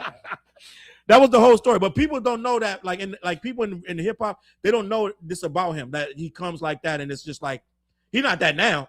He's not that now, but this was 10, 12 years ago or longer, whatever. So, but back then in Boston, his name was crazy. Like, yo, when they come through kind of crazy. I'm beyond. After that situation? After what? The stabbing joint. I think, yeah, it was way after that. Yeah. But it's still, that was a long time ago though. Mm-hmm. That was a very long time ago. That's it. That's the whole story. Nah, he was mad at me because I said something on a comment. I said, this isn't a proud moment. And it's like, sometimes people start bragging on some bullshit. I'm like, this isn't a proud moment of hip hop. That pissed him off. Yeah, so that's about it. I don't know. I don't got enough to say about Ebro and them. I just think that it's a failure to launch. I just feel like they should be bigger in this game. And when Fliz is saying, I didn't like how you moved, yeah, you really moved bad. When Fliz says that, he don't say that about nobody. I don't like how, if I'm gonna come on your radio show, don't set me up to look like an asshole. Mm-hmm. You know what I mean? Like, we're gonna start clowning them for some reason. Like, I didn't need to get out of my bed to come here to get clowned. You know what I mean? So I didn't even young boys, just because they're young boys and they do different stuff, that they still deserve your respect to a degree to come up here and talk on your show. I can understand if they came through like, yo, rah, it's all about it. He was like humble. He was humble. Mm-hmm. And when dude said, I'm not a rapper. I am a rock star. This was his demeanor. He said that too. He said, I am a rock star. Yeah. He let it be known. Yo, he let it be known, like, yo, don't treat me like no rapper. Yeah. Like, I want some other shit. Yo, who was that? Damn, I can't remember his name. Was it Large Professor? I think it was Large Professor back in the day, who was even talking about, like, he goes, how come it's just with rappers? He go, would you walk up to Whitney Houston and ask her to sing a note? He go, a rapper's like, yo, spit something right now, son. And so, yo, I'm like, that is mad true. Because that happens to me all the time. All the I don't tell time. nobody I spit. I'm like, nah, I don't do nothing, yo. I sing bluegrass with a banjo, yo. I'm good. Cause no one will ask you, yo, strum something, son. Give me a strum. Like, sing something. Right You know what I mean? now. I'm good. But anyway, that's what I had to say On about a side homie. note, if y'all haven't, check out the What Project. That shit is fire. Check out the videos, run them numbers up. We appreciate y'all that been supporting the project, that been giving us all the feedback. We got new videos coming soon. We to be honest with y'all, we just waiting for Charles. We ready to shoot a video. Yeah, yo, me and TJ the ones who's always on go. Like, all right, we're ready. Let's go. I got the outfits already zipped up in the bag, like ready to go. Like, what we doing? You know what I'm saying? Yo, and yo, shout out in the chat. Earlier I saw two people. Someone said they want a video for Cruel Summer. Someone said Peanut Butter Tim's. Word. Oh yeah. We don't worry. We shooting a bunch of videos though. They definitely coming. I just dropped a video today. What's the name of it? Mercy Me. Look up yeah. an artist named Fliz. Hey yo, hold All up. right. One of these videos, y'all, we gonna go to New York and shoot the video. It might be. Is it Cruel Summer? Are we going to New York to shoot Cruel Summer? You know, the funny thing is, De La got a song called Cruel Summer on their album too. Yeah, I heard it too, but I'm like, nah. That ain't what we did. Who got it? Who got De-La. a video? And I fuck with it. They got I a was like, song. damn. When I heard it, but I was like, oh nah, they ain't doing it. I was like, they stole TJ's idea real quick. I'm like, they ain't doing how we did it though. Nah, shout out to De La. Shout out to De La. That Hit album us up. Let's crazy. get a collab. Tap into that daylight. Oh, they said move closer to the mic, TJ. Girl, honey said pause. Move closer to the mic. Pause. Nah, I just, know what I mean? Yeah, when you turn that way, you can't hear you. But Yo, listen, girl, honey, she said Nicki Minaj blocked me and I never followed her. She's mad. that's hilarious. You're blocked, bitch. Yo, you know what's crazy? Because when I look at the what's it like on when The you track see listing? the track everything, but Cruel Summer's up there. Cruel Summer's on playlist right now too. Oh yeah, You know yeah, what yeah, I'm yeah, saying? yeah. Man, I appreciate that. Where's our album, man? Because we got promote. I don't have The What Project? man. got Make the sure y'all video, tap though. in, man. You Listen, have the template in the thing when you. Oh, it's right here. There it I is. saw it. Yeah. make sure y'all tap into this project, man. Listen, head on over to all your streaming platforms. We got an album. This joint is tough. That's what people be talking about in the chat. They naming names. They naming songs off the album. Cruel Summer, Make 'Em Clap, Fresh. Fresh is my favorite song on the whole album. The video for Fresh gonna be Hey, listen. you know what's crazy? So Charles wasn't in the studio the day that we did Fresh, but we called him. I called him on a video chat. He went crazy. He was like, "Yo, what the fuck is that shit? Nah, Send that to listen. me right now." That shit. Listen. Nah, TJ got to smack it with that. Just listen. I don't know and don't want to know who did the beat. That shit just so fire. Make sure y'all tap into that project, man. Listen. The funny every beat on the project was just beats I had stashed. Yeah, it was just random. I'm like, what's Yeah, that? TJ would come to the studio. We play it. This one, we got. You know what I'm saying? Yeah. So Even listen. with this, it was just like we's in the studio. Charles wasn't there. It's just me and Fliz. He played the beat. I'm like, oh shit. I'm like, yo, record this. I didn't even do nothing. I was just like, yo, record this. Man. And I just went in the booth. This, Listen, that. we ain't lie to y'all, man. We got some smackers on that album. The What Project, man. All streaming platforms. Run it up. We got more videos coming too. Charles, you went stupid on this. I appreciate you all. Yeah. Hell yeah, bro. Went stupid on that shit. Yo, No, listen. I love Charles versus Monkey Bars, Monkey Squad. Get your body. Yeah. Like Hulk Hogan in the battle quad. Oh, Make that's him on, clap. Incredible Hulk. Oh, Yeah. that was Incredible Hulk. I thought it was Make him clap. Me too. I thought it was making clap. Oh, maybe it is. Monkey balls. Yeah, right. Maybe it. Maybe Yeah, let's make him clap. Either way, Let's you make went him clap. stupid, bro. That was Make him clap, yo. All right. Tap in, man. Make sure y'all run that project up. Listen, we spin. I listen to when I listen to this shit, I listen to it for flaws. And I don't be finding flaws. I'm telling you, I be listening to this shit for flaw. I listen to everything for flaw. My shit, the shit I be listening to, I'm like, yo, this shit is fucking barking, man. Make sure y'all tap in, man. Listen. What's crazy? Sam said the album's fire. I walked in the club. Was it last week? I went to the Hoodies was out here. I walked in the club. Everybody was like, yo, that new video going crazy. Yo, niggas was going. Listen, man. We're gonna keep it moving, man. They're like, you Salute. performing performing tonight? I'm like, nah, I'm here to chill. I'm just chilling. We going to put a show together where we going to perform all that shit, gang. It's coming up. We're going to do something major. And we're going to do a tour where we go city to city with the podcast and the show. We're going to get local talent on every stop. Listen, this joint Greg B, we about to be a problem. Any of y'all promoting whatever? Yeah, we about to be a problem. Into the promoters in your city. Yep. Let's cook. Let's work. Yeah, we about to be a problem, gang. But listen, let me keep this pushing. I want to talk about this. What Homebody say the project is a drive-through. That's what we call music in Phoenix. You drive through the music without skip. There it is. That's what I'm talking about. That's muscles, gang. That's muscles right there. Body smoke out. She got a big old butt. Then let it poke out. Let's go. I can't wait. Listen. All right, gang. Let's get these people. Let's keep the show pushing. Tap in with that web project. But I want to talk about this guy right here. Did I get this picture already? Because to me, gang, I just want to be honest. I feel like low key, Bobby Shumurda might have earned this what he ended up getting, gang. I don't know if you know what happened with Bobby Shumurda. Not at all. What's going on with that? Listen, man, and I like Bobby Shumurda. I did a video. He came on here a few times. I like Bobby Shumurda. Seemed like he got a good attitude. Just not a third, but he might be teeny bit too cocky, right? What happened with Bobby Shumurda? That ain't a good picture. But what happened to Bobby? What happened with Bobby, man? It's not really that cool. But sometimes things happen, bro. And this is from he got into a fight in Minnesota. But what they saying is it wasn't just a random fight. I'm gonna read this article for you, Flizzy, and we're gonna have this conversation. But this right here is supposed to be a picture from the fight. And when I heard what actually happened, right, it supposedly took his chain and everything, Fliz. Well, right? Still got his chain on right there, though. Not that chain. It's the chain that say it's a big giant chain that got the Shumurda on it. Yeah. So allegedly, he got into a wild club fight, throws a mic while trying to defend himself. I'm gonna read this, Fliz, and we're gonna have a conversation. But I feel like Bobby gotta just protect himself, bro. Just be easy. Why ain't have security? Bobby Shumurda gets into a wild fight in a Minnesota club, throws a mic while defending himself. The Brooklyn rapper performed in Minnesota Gold Room in Minneapolis, but things took an unexpected turn when someone reportedly threw a bottle at Bobby and yelled, "F Bobby Shumurda."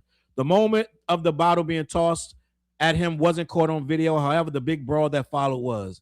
Bobby can be seen fighting multiple men in front of the bar. The situation heated up when many people were seen joining in rather than helping to break up the violence. At one point, Bobby jumped into the DJ booth to throw a mic at the attackers. Eventually, police showed up and escorted the rhymer outside of his vehicle. Even then, Bobby wasn't going without a fight. He appeared eager to finish what the other men started, allegedly. The pendant on his chain apparently went missing during the fight, so he had the chain on. The pendant's gone.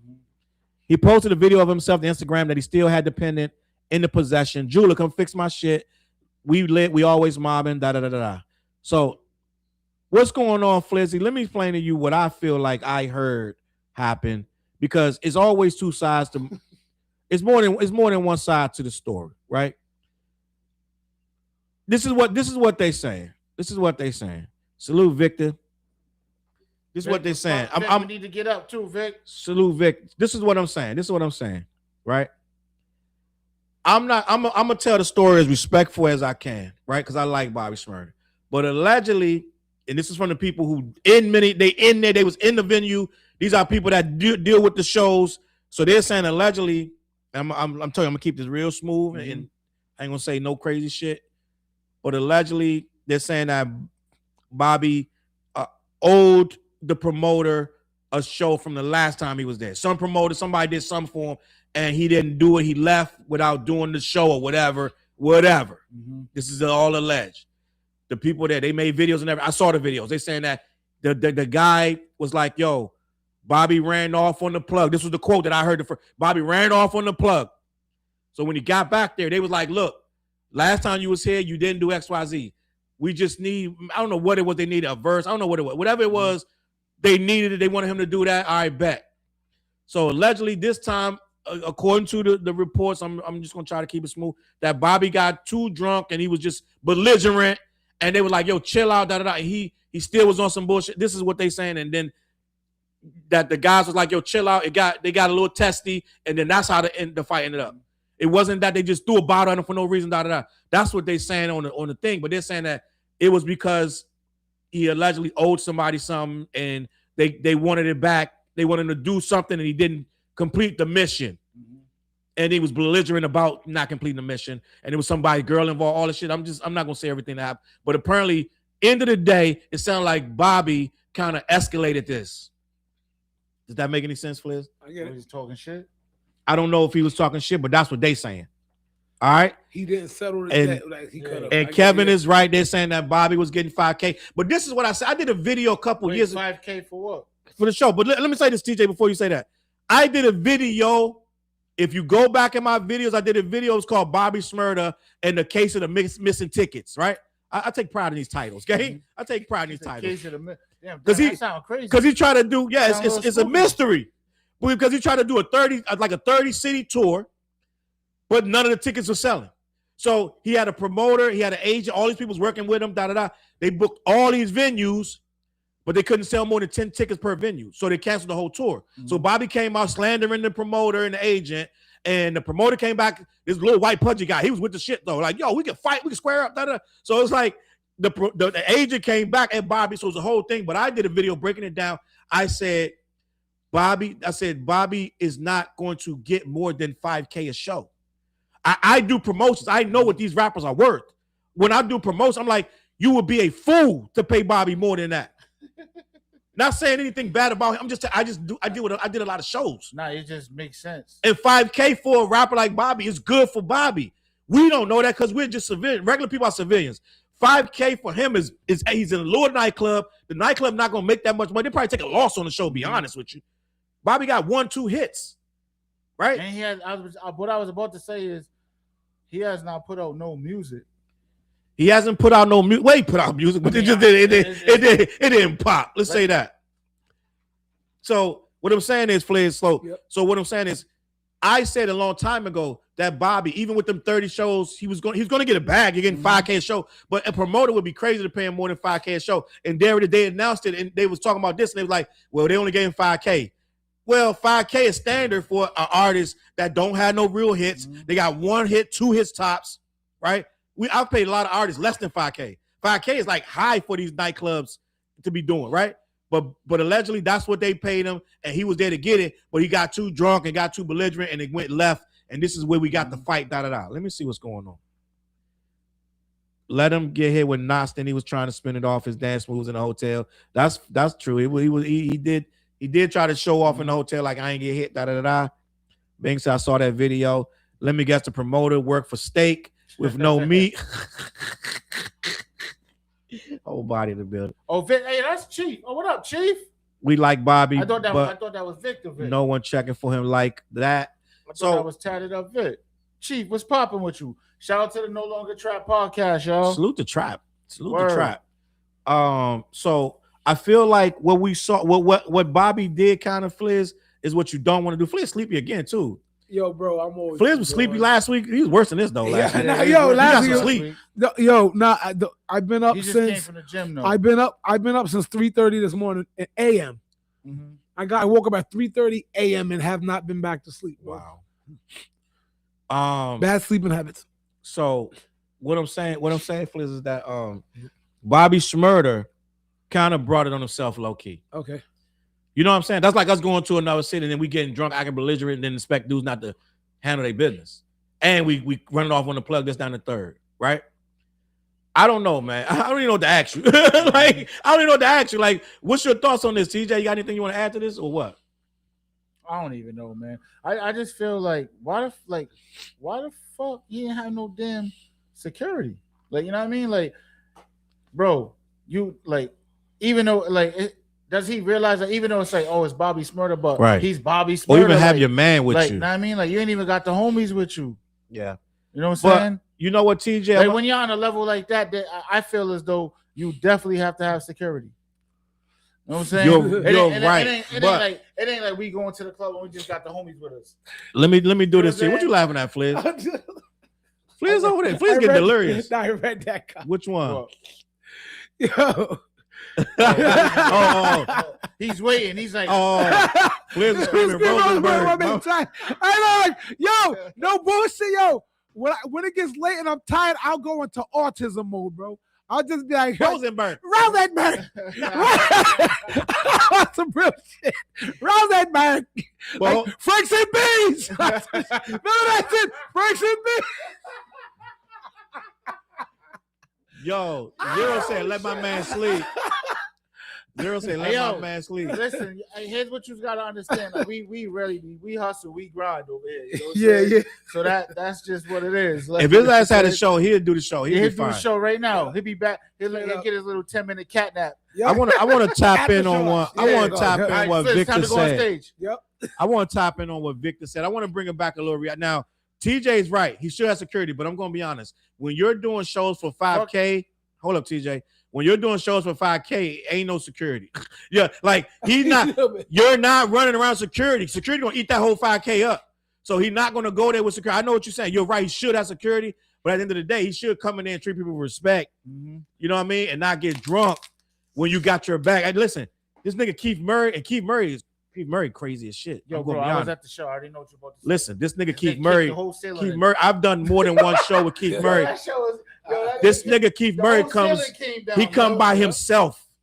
No He- girl, he- not he Keith did it by Murray. himself. We- and he was at the bar chilling. We was at the At the bar He was chilling. chilling right here, sitting next to us, drinking. Keith Murray come by himself. You give Keith Murray his money. He'll forget he got the money. He'll be like, yo, did you pay me? Oh, money right here. Keith Murray come by himself, gang. So some of these rappers, they gonna get their money. They come by themselves. Some of these guys just like whatever happens, whatever. So he might be Bobby Smurf. Now think about this.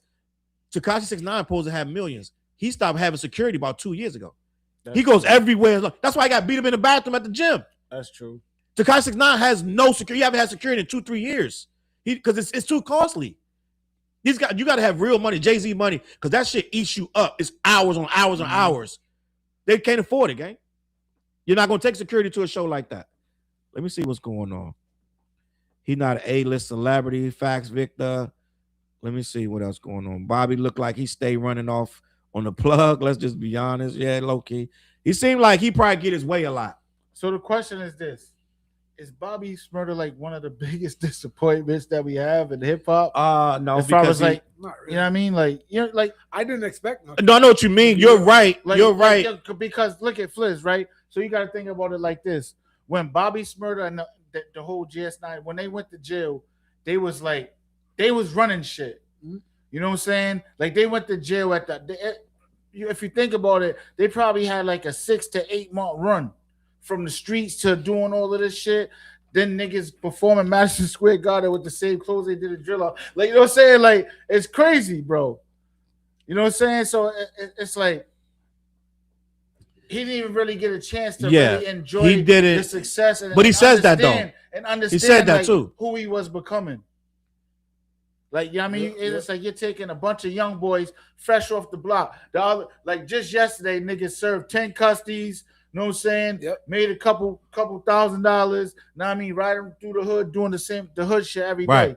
And then all of a sudden he's on MTV. He said that though. He said, I wasn't like, built, I didn't know I wasn't groomed for this. I just stumbled into it out of nowhere. I became real huge right off the block. He said they made that video, they didn't know it was gonna pop. So yeah, he wasn't prepared for it. And there's nobody around him to basically look like, yo, look, bro, like you understand what's going on right now. Yep. There's nobody literally just sit there and basically put them on the game. Yep. Like y'all shouldn't be doing this shit. Right. Salute, Benny. I'm gonna come back to you. I see like the question. Can't have, to be one of the biggest stars, you know you can't have 1 foot in and 1 foot out. Like you can't do that.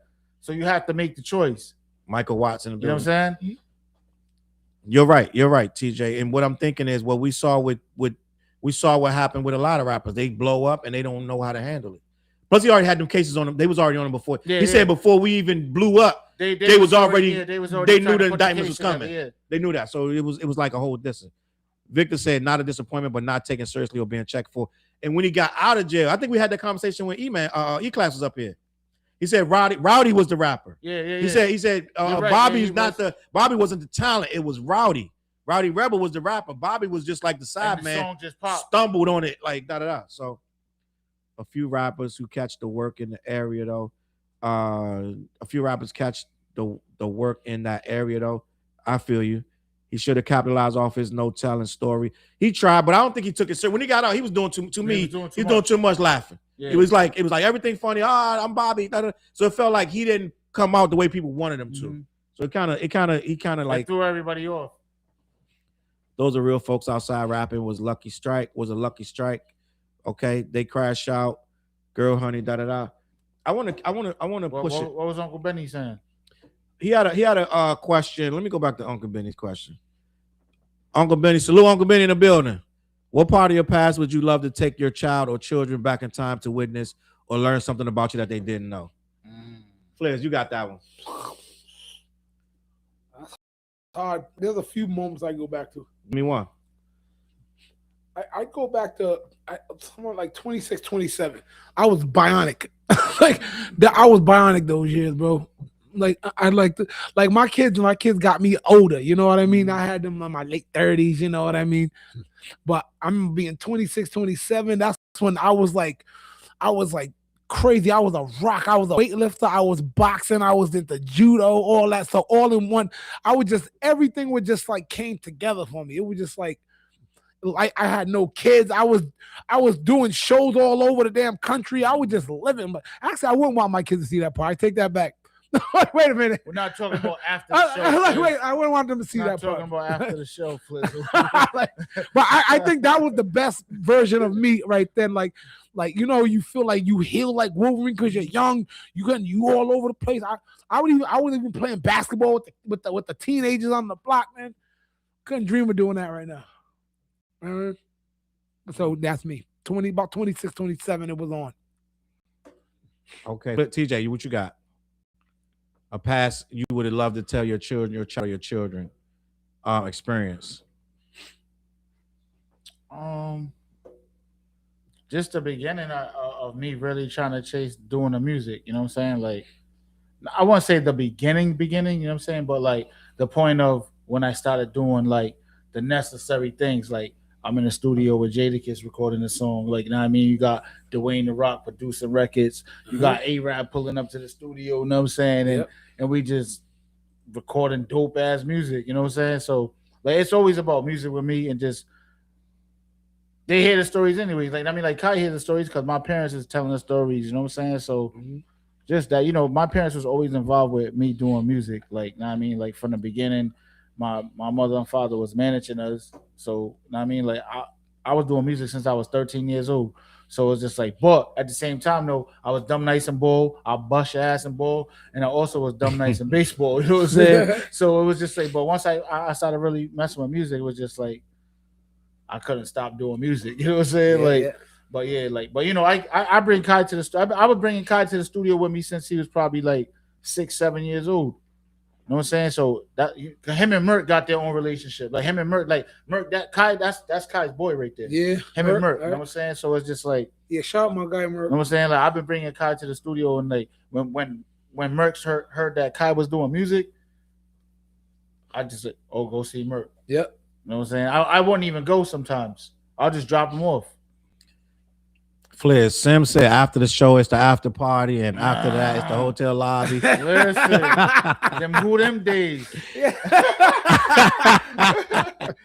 I want to talk about. I was just the guy they bring out every couple few shows. So you know, so I don't know. I don't know. You know what's funny now? Here's a true story I never told T. He don't know this. No, Go ahead. So I'm about to tell you some shit. I stole something from you, not physically. I stole like. We did who we opened up for that day? Like was it Tony Yayo or somebody? It was somebody. I don't know. It was somebody we opened up for. It might have been Soldier Boy or something like that. We was at Lupo's downtown, and we had you on stage with us. And I remember this dude TJ came out from backstage. Soon he started his verse, he had a water bottle, said "Proosh," right with the water bottle to the crowd, and the crowd went crazy over that shit. I was like, oh shit, I'm stealing that. Yeah, I did that shit out of show data, not like that shit. Ooh, that'll get you beat up. What the fuck? I was like, yeah. But you gotta understand, it was a different era back then. Yo, bro. Like niggas I mean, TJ got away with it. Yeah. It got to be the right show, the right crowd, the right setting. Hey, yo, the stage got to be a certain height. Think about this. This is who them, right? At the height of shit. You we know were the popping, records they're doing. You know the records they're running through. Right. So by the time it's time for me to come on stage, it's like the height of the energy. Like, I mean, they about to close the show up. Like, the energy is like through the roof. Yeah, you went on energy, and then you already know how I'm coming. Right, at that point, yeah. So I'm like, damn, they got me. So I'm backstage chilling. I'm like, damn, I couldn't wait for my song. I'm back there smoking, taking shots. Like, oh yeah, my turn. He took out rah. He came with that bottle, said flew, and the crowd just loved him for it. I was like, all right. I said, let me take it. Because I've been taking pieces of sticks. You got me with them hooting boys. Yeah. That's right. And then with that beat, that's a banging beat. Merc produced that beat. Michael Watts checking in. That studio session, that was the first time I smoked the Fonto.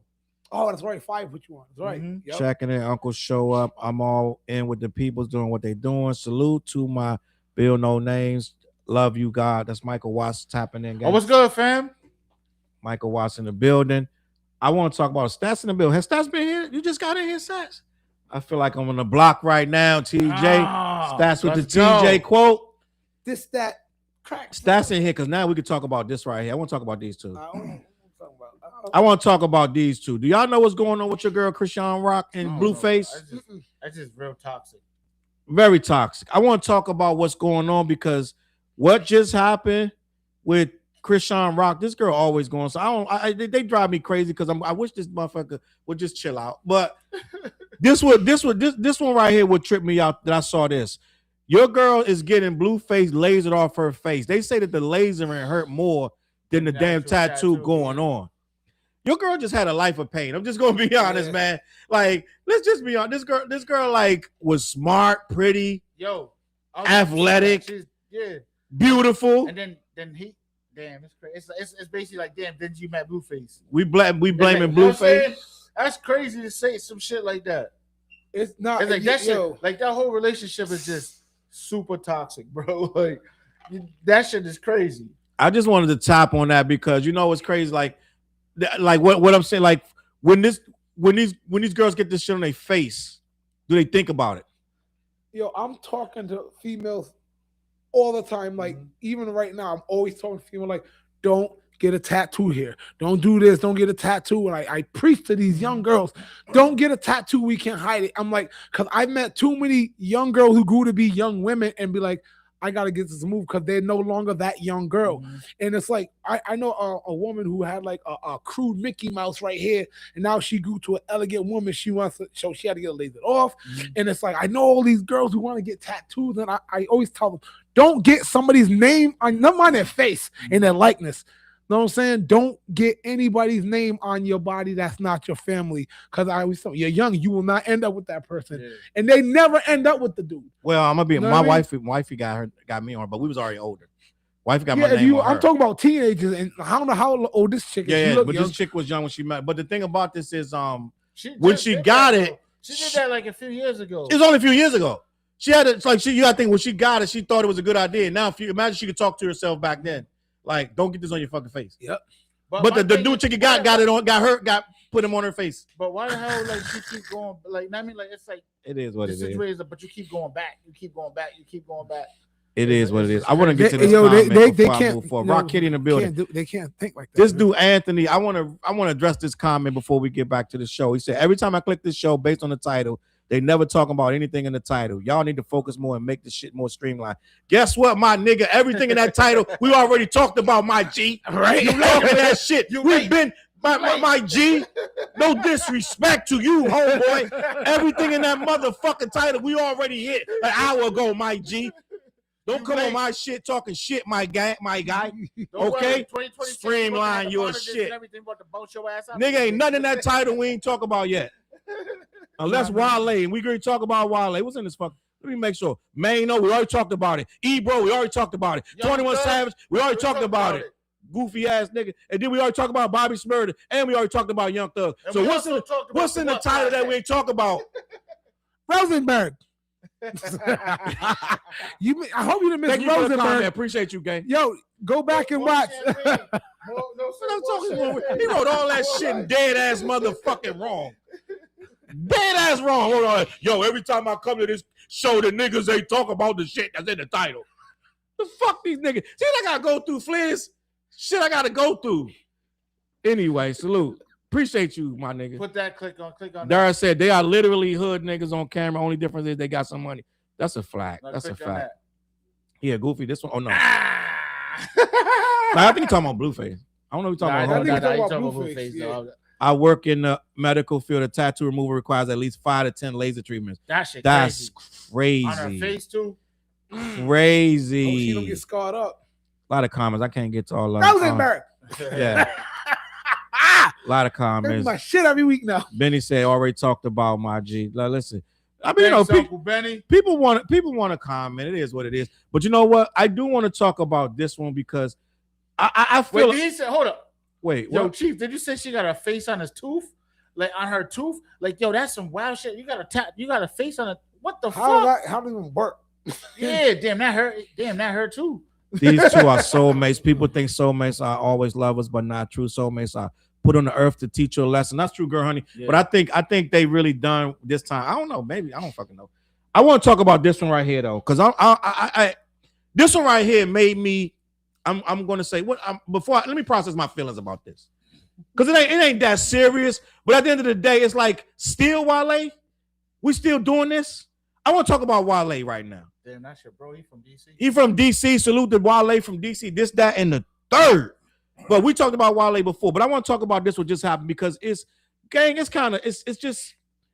almost getting to a point where like we call Wale sensitive, and we say Wale is mad, like emotional, and then he went on a rant like I think a week ago on somebody on Twitter talking about why y'all show me why y'all always saying I'm sensitive and I respond too much.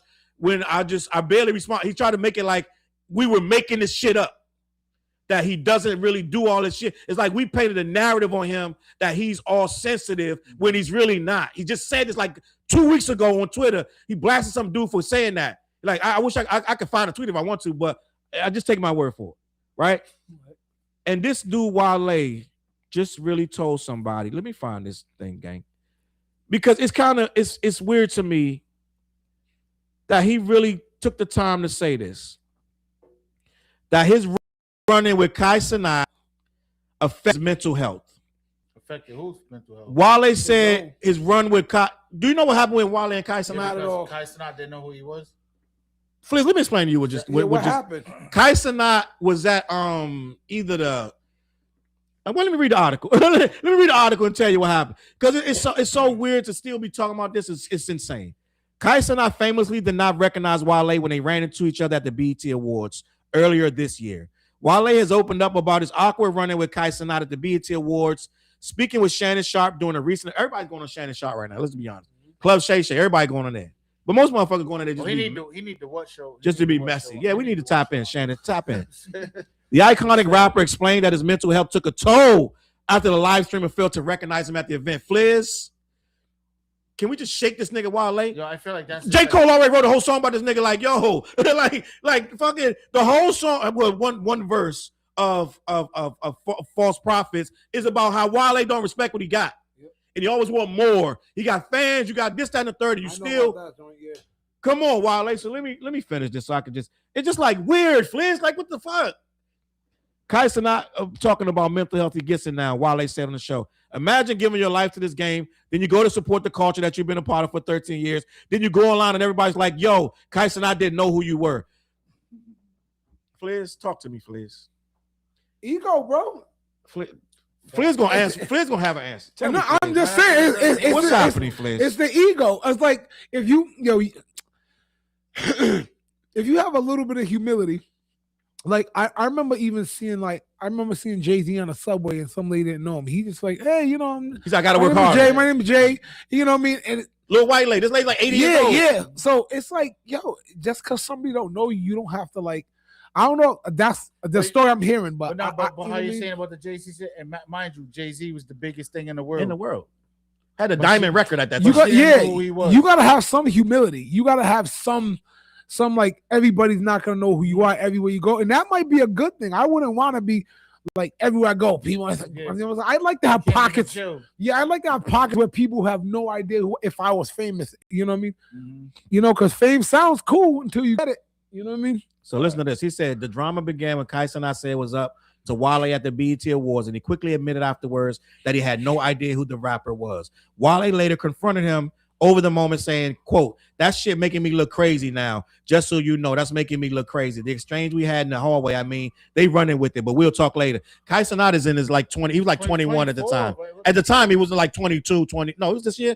So he's like 23. I don't know, because I know his birthday came up. At the end of the day, Wale is like in his fucking late 30s. Yeah. Probably damn near 40 if he's not 40. But just think about it. When Wale came out, how old you think Kai Cenat was? You know what I'm saying? Fucking second grade. Infant type shit. I mean, so it's just like, but he's probably he's probably looking at it like, oh, this dude knows Michael Jackson, but this is Michael Jackson, my nigga. Like, you know what I'm saying? Like, Wale is 41 years old. Just put this in perspective. Wale is 41 years old. He's talking about mental health about a kid didn't know who he was. Yeah, how old is Kai Cenat? We great. This just bothered me, Fliz. He gotta be. Like, I can tell. So it bothered me, Fliz. He gotta be like Kai's age, yo. What are we talking about? 24. How old is Kai Cenat? Hold up, AI mode. Are you fucking serious? I can't get go a fucking back answer. to go back to the wiki. Go back. Oh, I'm not on wiki. You it's how to scroll down right there. Right here. He's born in 01. I ain't doing no fucking math. Just tell me what the fuck like is 24, 23, 24 if he's born 01. I say, he's 24. So Kai Cenat is 24. Wale is 41, and you're on here talking about your mental health took a hit because a kid that's a streamer. He's not even in hip hop. He's not a rapper. He's a streamer, and he didn't know you. You're going to sit and try to say your mental health, gang. What are we doing, gang? Yeah. Like, come on, man. Am I doing too much? Am I the bad guy? I know. Hi, it's me. I'm the problem. I know I'm the problem. But am I? Fliz, please, I need you to help me right now. What am I? Is it me? I mean, not that big a deal to me. But is it weird though? It's not weird. Yeah. Here's what it is. We sometimes, all of us go through this. DJ Lefty, yo. What up, Lefty? Where Lefty at? Right there, Alan Price. Oh, hey, what up, Lefty? Legend in our city. Shout out to DJ Lefty. Slew Lefty in the building. Sometimes as we get older, you don't realize that's not you. Your village has gotten older with you. Yeah. So Wale's village isn't Kai Cenat. Mm-hmm. So I would be like, oh, I wouldn't even take offense. Like, oh, this young cat don't know me. And this is no disrespect. Wale, let's get a collab. But I'm saying that because there's no disrespect. Wale isn't the caliber of rapper that everybody will know, young and old. You know what I mean? So like the kids I deal with, they're not gonna know one Wale song. Mm-hmm. You know what I mean? And that I say that respectfully. Like I opened up for Wale, matter of fact, at Jerky's. And that had to be Jerky's that ain't been around. That's what I'm saying. Years ago? It was a while ago. So I had a show with Wale like years ago, but it's like these kids that I'm working with now, they don't know my old stuff. Mm-hmm. They only know my stuff now because I always put it in their face. Like, nah, we gonna listen to my shit, watch my video, and you know what I mean. But other than that, man, like Wale isn't like, all right, he's not Nas. Where Nas will have something where like these kids will go, oh, I heard an old school Nas join that. But you know why Nas? You know why Nas' name keeps ringing bells? Because every year or two, some fucking asshole tries to say Nas ain't relevant. Then the entire fucking world says, the fuck you mean? It just happened this year when Jim Jones said it. Yep. It happened last year when 21 said it. So these kids know Nas because every year someone tries to get on their they get on their back, they butt on their back, be like, Nas ain't relevant. And then the whole internet goes, yeah, right. So there's some kid that's fucking 14 goes like, who the fuck is Nas? So now he knows who Nas is. All of the cycle repeats. And Nas is in a suit at the P-Pack next to fucking every fucking year. So yes, Nas is the exception to the rule. But Wale, you're not fucking Nas. Second of all, why the fuck you give a fuck? I don't even like being around kids that fucking young. Just be honest. I don't want these kids. I don't want to be like. Why would I want to be judged by these kids? Everything I make now, I got to be on their level to make them fucking like me more. I got to now. You're doing. This is what happened a couple years ago. These old ass niggas started doing songs so the young kids will like him. This is why hip hop is fucked up. Am I bugging, Fliz? I do you, bro. You're just being honest. So this motherfucker gonna get on here, and I'm just gonna be honest. I'm gonna say I'm gonna be respectful. But you're gonna say my mental health took a hit because a bunch of kids in Kai Cenat chat didn't know you. Yeah, that is a little a touch above, like you know, it's like there's something wrong with him. Respectfully, like there's something wrong with him. Like yeah, like why should that matter, bro? Yeah, bro. You know what I'm saying? And if you feel like that It should matter, shouldn't. then guess what? Put on some fucking music that's relevant for these kids to fucking know you then. Or don't give a fuck. Yeah. Put out some music that you like. He just dropped an album. Did you listen to it?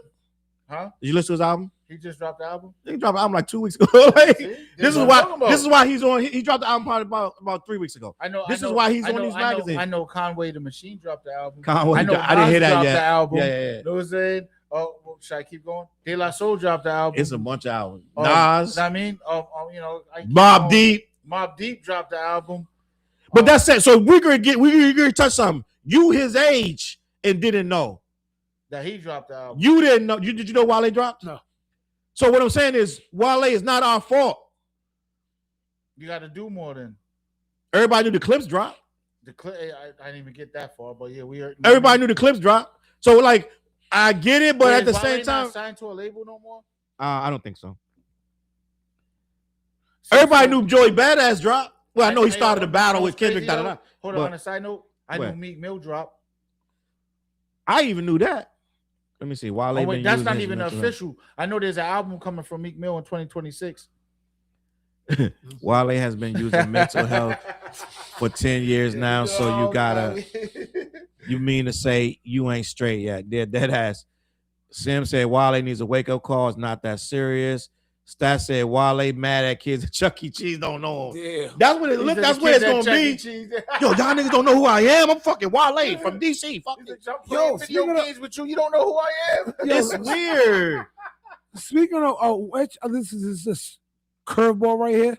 But did y'all see Angie Martinez or somebody posted like Beyonce's record of being on the Billboard 100 like 27 years something straight? Mm-hmm. She's been on that bitch every year since 97. Really? That's a record. Like that's crazy. You just gotta treat like when it comes to Beyonce and like you just got she's like royalty, bro. That's how you gotta look at her. Yo, like now I mean like that's Generation X, Millennials, Generation Y, Alpha, Gen Z, Gen Alpha. She been like, you know what I'm saying? Wait, I don't even think Whitney Houston did that. Beyonce, I think the only one. Everybody holds. I mean, Whitney Houston is like, you know what I mean? So, but you gotta respect that, yo. Beyonce's been on the Billboard 100 for like 27 years straight, bro. That's crazy. I just seen an interview with her dad on Bagview, right? Shout out to Bagview, you know what I'm saying? But he was basically like he knew she was a star because it was just like she was doing something for school, and then he basically was like, "Do you know what that song is and what that song means?" And then it was like once it clicked in her, it was a rap, bro. Mm-hmm. It's like a basketball player just played 10 games all day. You know what I mean? Do a tournament, and then he wants to practice after the tournament. You know what I mean? Like they want more. Yep. So it's just like, she's royalty, bro. There's nothing that you can like. That's just B. So I was like, that's nuts. Like 27 years, bro. Like that's like insane to me. Like you've been relevant for 27 years. That's mad generation you passed through, and like she don't have to drop an album again ever for real. Like, she's gonna be good. The kids are gonna. I mean, that's I feel like crazy. Blue Ivy's about just think about Blue. Like she's already. You know what I mean? Yep. She's basically getting trained because she's on the road with them already. She's doing big venues with her mom. She's dancing. Yep. And then her father's whole, bro. I'm pretty sure she can sing and rap. I'm just gonna put that out there. Blue Ivy? Hell yeah. I'm pretty sure she can sing and rap. At this point. You know what I mean? Like B's her mom, Hove's her dad. Yeah. She's growing into a beautiful. It's hip hop royalty, bro. Yep, like you know what I mean? Yeah. But shout out to her too. Lefty said, "I'll be happy when people don't recognize me sometimes, but I do love when someone does and schools their peers on my impact in their life." That's legacy. Yeah, we want that, but you're not going to fold up into a hole because you go into a classroom of sixth graders and they don't know you. You know what I'm saying? Or go to a college campus and they don't stop and drop everything because it's you. So that's what I'm saying. Like Wale, something's wrong. It's deeper than this. Like it's not even at this point. Something's wrong with you, gang. That's why he's on Twitter responding to everybody. Isn't that something's going on, gang? Most Def was with Beyonce before Jay. I never heard that, but it could be true. I know they And was, even they was in a it's- movie together, right? Yeah, that hip hopper. The hip hop. Hip- You just made it. Hip hopper. Yeah. No, I think that was the name of the movie. Hip hopper, or something like that. I want to talk about this real quick. I want to say, for better or worse, hold on, where's my You picture? talking about Young the Thugger? Nah, yeah, I was looking for that, but that's the wrong picture. That's his right That's the picture. picture right there. Okay. Young Thug proposed to Mariah the Scientist. First of all, she's beautiful. Yeah. Mariah the Scientist is bad, gang. I'm just gonna be honest. Lefty said that movie was Carmen. She was Carmen, Carmen. yeah. You But- just said that on the song, bro. I did. Yeah, on the album. I did.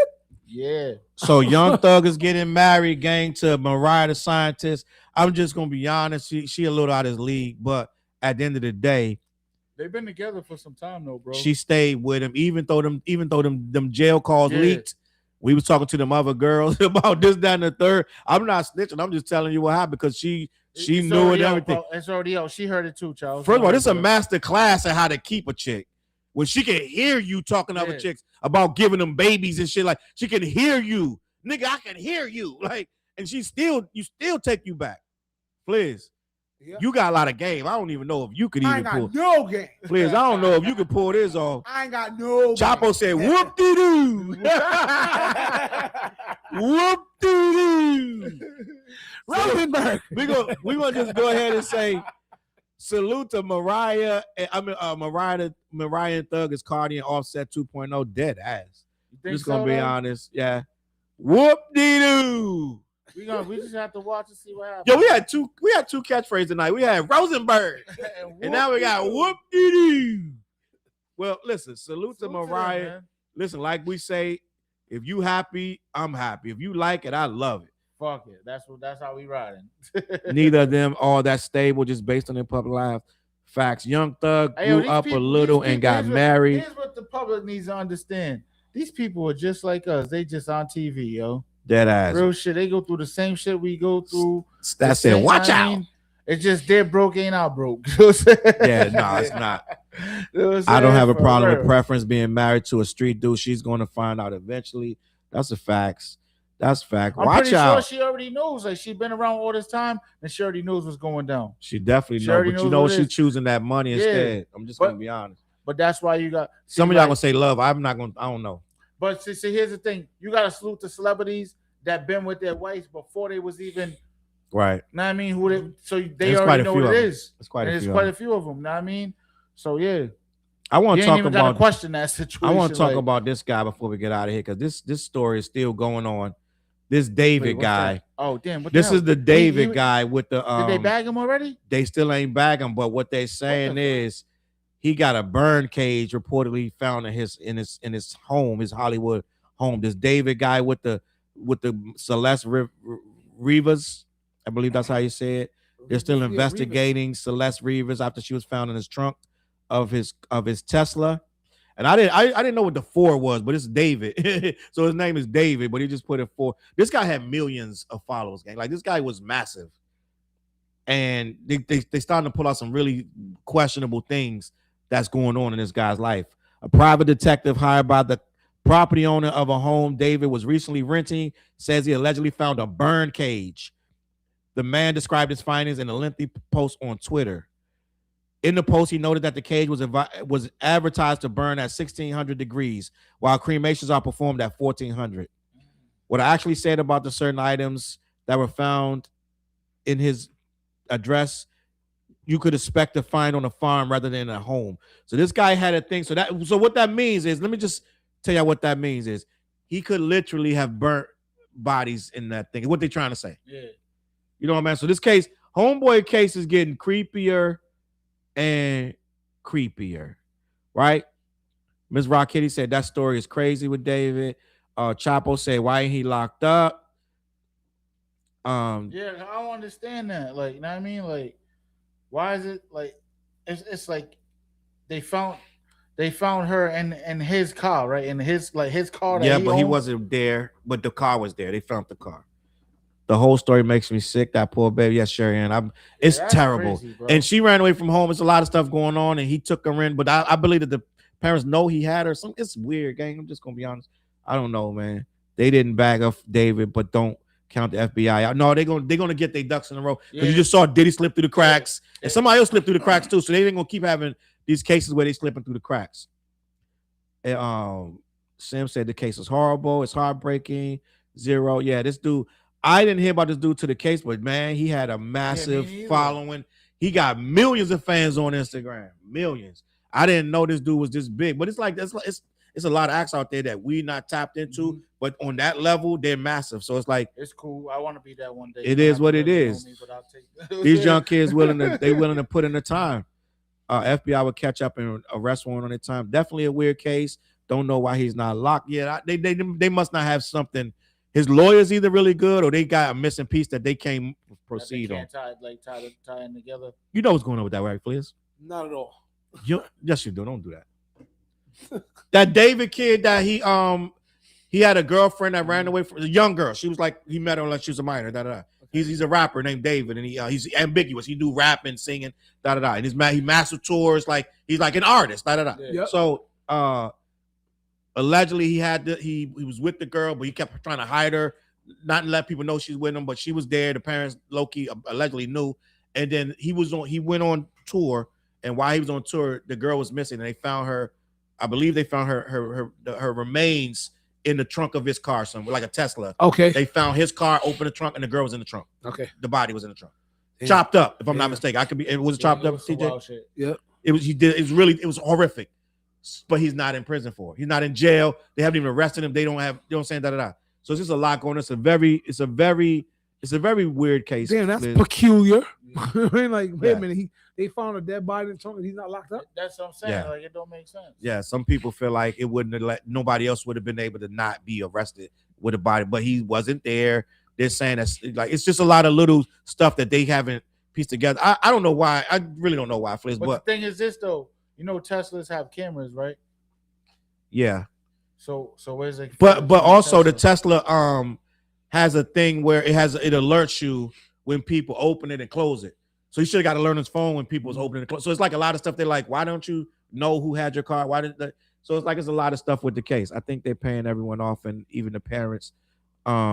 They want this case to be airtight. That may be why they're getting him to crack, applying pressure. Yeah. Oh, yeah, and then he did have a song too that was some crazy. He had a song about killing his girlfriend. His biggest song too, right? Yeah, it's like one of his biggest songs about killing his girlfriend. So Fliz, yeah. Eminem had one too. Fliz, please do not do a feature. Do not do it. This the one feature. This the one we're forbidding. This the one we're gonna say no. Hey, David, Fliz does not want the feature. Okay? Yeah, please. No features, Fliz. You don't Fliz do a feature with everybody. Not this guy. Let's wait this out. Let's see how this plays out. David is talented. Hold on. Not rich people trading info. Diddy, Jeffrey Epstein got away. Important. Why? Deadass Dan Jr. in the building. Quentin said David is talented. He created his own music for his video game. No, the dude got talent, but he's still tapped. Like he's really weird, and he's a lot of stuff is pointing right at him. Who makes the song about killing Nick? Well, he makes this music. Allegedly, I haven't played the song. I don't know the song. Yeah, it is what it is. Sensory mode. You like violence? Yeah, but Eminem, we knew Eminem was shock value. It was imaginary. It wasn't. Eminem was a genius with that shit. You know Let me check the title and see if we missed something in the motherfucking title. Motherfucker saying you didn't talk about Nas. Nas not in the title. Oh, I thought you wanted to talk about it. I did want to talk about it, but Nas ain't in the title. Right. We talked about Maino right earlier with 50 Cent, Bobby Shumurda, Young Thug, Ebro. God damn, we missed it. Every time two of these niggas talk about some other shit, motherfucker. Nigga, you late. Yeah. Shit. I think motherfucker just be wanting to say something. Girl Honey said he's still innocent, y'all. Yeah, that's true, but shit, damn, it sounds real crazy. I don't know if that's facetiously saying that or not. He ain't. Dara said he ain't. He was with her when she was 12, gang. So yeah, she was a minor. Super minor. That's you can't even consent at 12. Like that's weird. Like and he was. I went on a rabbit hole with this guy, but it was weeks ago. Like this guy, like it's a whole thing, gang. The whole story, Fliz, you'll walk away still confused. Like you can watch 50 fucking shows on, you'd be like, I still don't know. Like it's so much shit. It's so confused. He did so much sneaky, slick shit that's why the cops ain't pick him up yet. All right. I found out he was homeschooled. No shade to homeschool kids though. And Dan Jr. said, "We are still self snitching rap era." Yeah, but he ain't telling us something. Well, he told that way he made that song, but they getting there. All right, we ready to get out of here. The same thing. Yeah, same shit with the Bobby Smurf. Uh, It was all good just a week ago. I did say I wanted to talk about the Nas thing. I'm gonna wrap it up with About a Nas. week ago. So I had made a video defending Nas because there was a lot of people saying that Primo underwhelmed with the beats and Primo didn't do a good job. Like Primo kind of let him down with the beats. I like the album. Do you like the album, Fliz? I like the album. TJ, you like the You album? already know. I sent it to you. I was the first. You one to did. send You it. did. He was Check. that morning. He sent it out. Oh. I was like, yeah, no, I like. I think, like, with that album, right? Yeah. Creatively, it wasn't catering to nobody else but hip hop, boom bap, straight rap, hip hop shit. You know what I'm saying? And like as far as like with the like Nas is Nas, Right. right? With the production, I was just amazed by like the things that they were trying that they were doing, The scratching, the beats. and yeah, it was just like I was like, damn, that was crazy because I just had sent you the idea about that. The record or whatever, but it was just like I was like, damn, because they wasn't scared to just be straight hip hop. Right. Like it's either for you or it's not for you. But guess what? It's Nas, so he's gonna sell regardless. It's Primo, they're gonna sell regardless. Nas picking. So I saw something today that I don't believe is true. They tried that someone put a post up. I think they got inaccurate information, but they try to say that record only sold 5,000 copies. I think that's false. Mm-hmm. That would be less than Joey Badass, because Joey Badass did 8,000. There's no way this record, with all the hype it had, there's no way it sold 5,000 copies. So I think that's wrong. Right, I think that's fake. We'll know by next week. It's too early to have the numbers, so it's no way for them to know that it did 5, which don't matter, right? That don't matter. But what I think happened, and Nas say Primo sent them those beats, but what I think it was they wanted to strip it down and be like in the studio together too. No doubt. But pause tapes and writers. Oh yeah, pause tapes is my Yo. So I when I was I listened to the album. At first, I was nervous. I ain't gonna lie. Why? Because the first 5 songs, I was like, eh. He was saying that. I was saying songs 1 through 5. I was like, I was like, nope. Then pause tapes came on. I'm like, oh, all right. Then the next song. Then, 15 tracks, songs 6 through 10. To me, I said this should have been the album. I could have did without. You're not the only one that said that though. I could have did without songs 1 through 5, but pause tapes on. The album was like, okay. So it should have started from there. I wish it started from pause tapes to the end, but nah, the album is fire. Like it's not like the songs, the first 5 songs. I'm not saying a doo-doo. They're not doo-doo, but it was like, it wasn't. And I'm an old school rap nerd. DJ Premier. I was pause taping DJ Premier shit. I'm speaking of pause tape. I was doing that shit. And like I can't tell you how many raps I wrote over Code of the Streets. And I don't know if y'all know about BYS, Bust Your Shit. Bust Your Shit, yeah. Right. Yo, DJ Premier is like one of my like producer ghosts. So I was like, all right, this is gonna be. Maybe I had a expectation that. Then I listened to the album again. I was like, nah, 1 through 5 just don't do it for me. But 6 through 10 is absolutely phenomenal. I like everything. I said that on my review. I like everything, and especially to me, track 2 is probably one of my favorite. I like Writers and track 2, which is Get Ready. I fucking love that beat. But I think what they were going for, they were like, we don't want nothing that don't sound like it's past a certain point. Yep. Not even midnight. We don't want mid-90s. I think they were going for stuff that you would really break dance to. Underground early 90s. Yeah. No. It's earlier than that. When you really, it's 80s. Well, that's what people not getting. Let me just say this part. That's why I said the whole every record is like a break beat. Yeah. Yeah. It's like the beginning of hip hop. You know what I'm saying? So it's just like you gotta understand, like you got 2 goats putting together a masterpiece. Right. They were in the studio together. Know what I mean? And you watched the interview? Yeah, I watched the full interview. I'm tuned in. I'm sorry. Okay, lock in. TJ locked in. I'm tuned in. That's it. But it's like, yo, This is Nas. He's the fucking GOAT. Right. Respect that shit. And his The pin shit game is that he's crazy. doing right now. He make the beats better. Respect that shit, yo. Like, what are we doing? Yeah.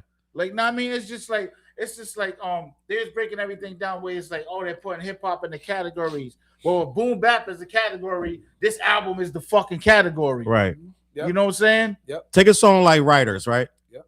If you listen to Writers, which is I think that might be one of the tracks that you did like. You said the first 5. I like Writers. Yeah. So if you listen to Writers though, if you understand graffiti and breakdance at the time, Writers sounds like something that they would have been dancing to and writing to in 1984. Mm-hmm.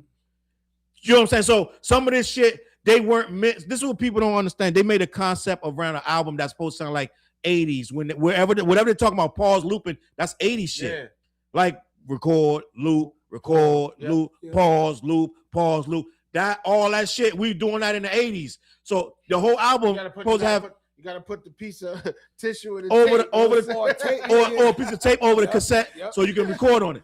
That's the whole album supposed to sound 80s. So they're not people talking about it don't sound like they're naming all this shit from the mid 90s, late 90s. Yo, it don't sound like this, don't sound like that. The beats is they lazy, They're not lazy, motherfucker. They had a vision. Yeah.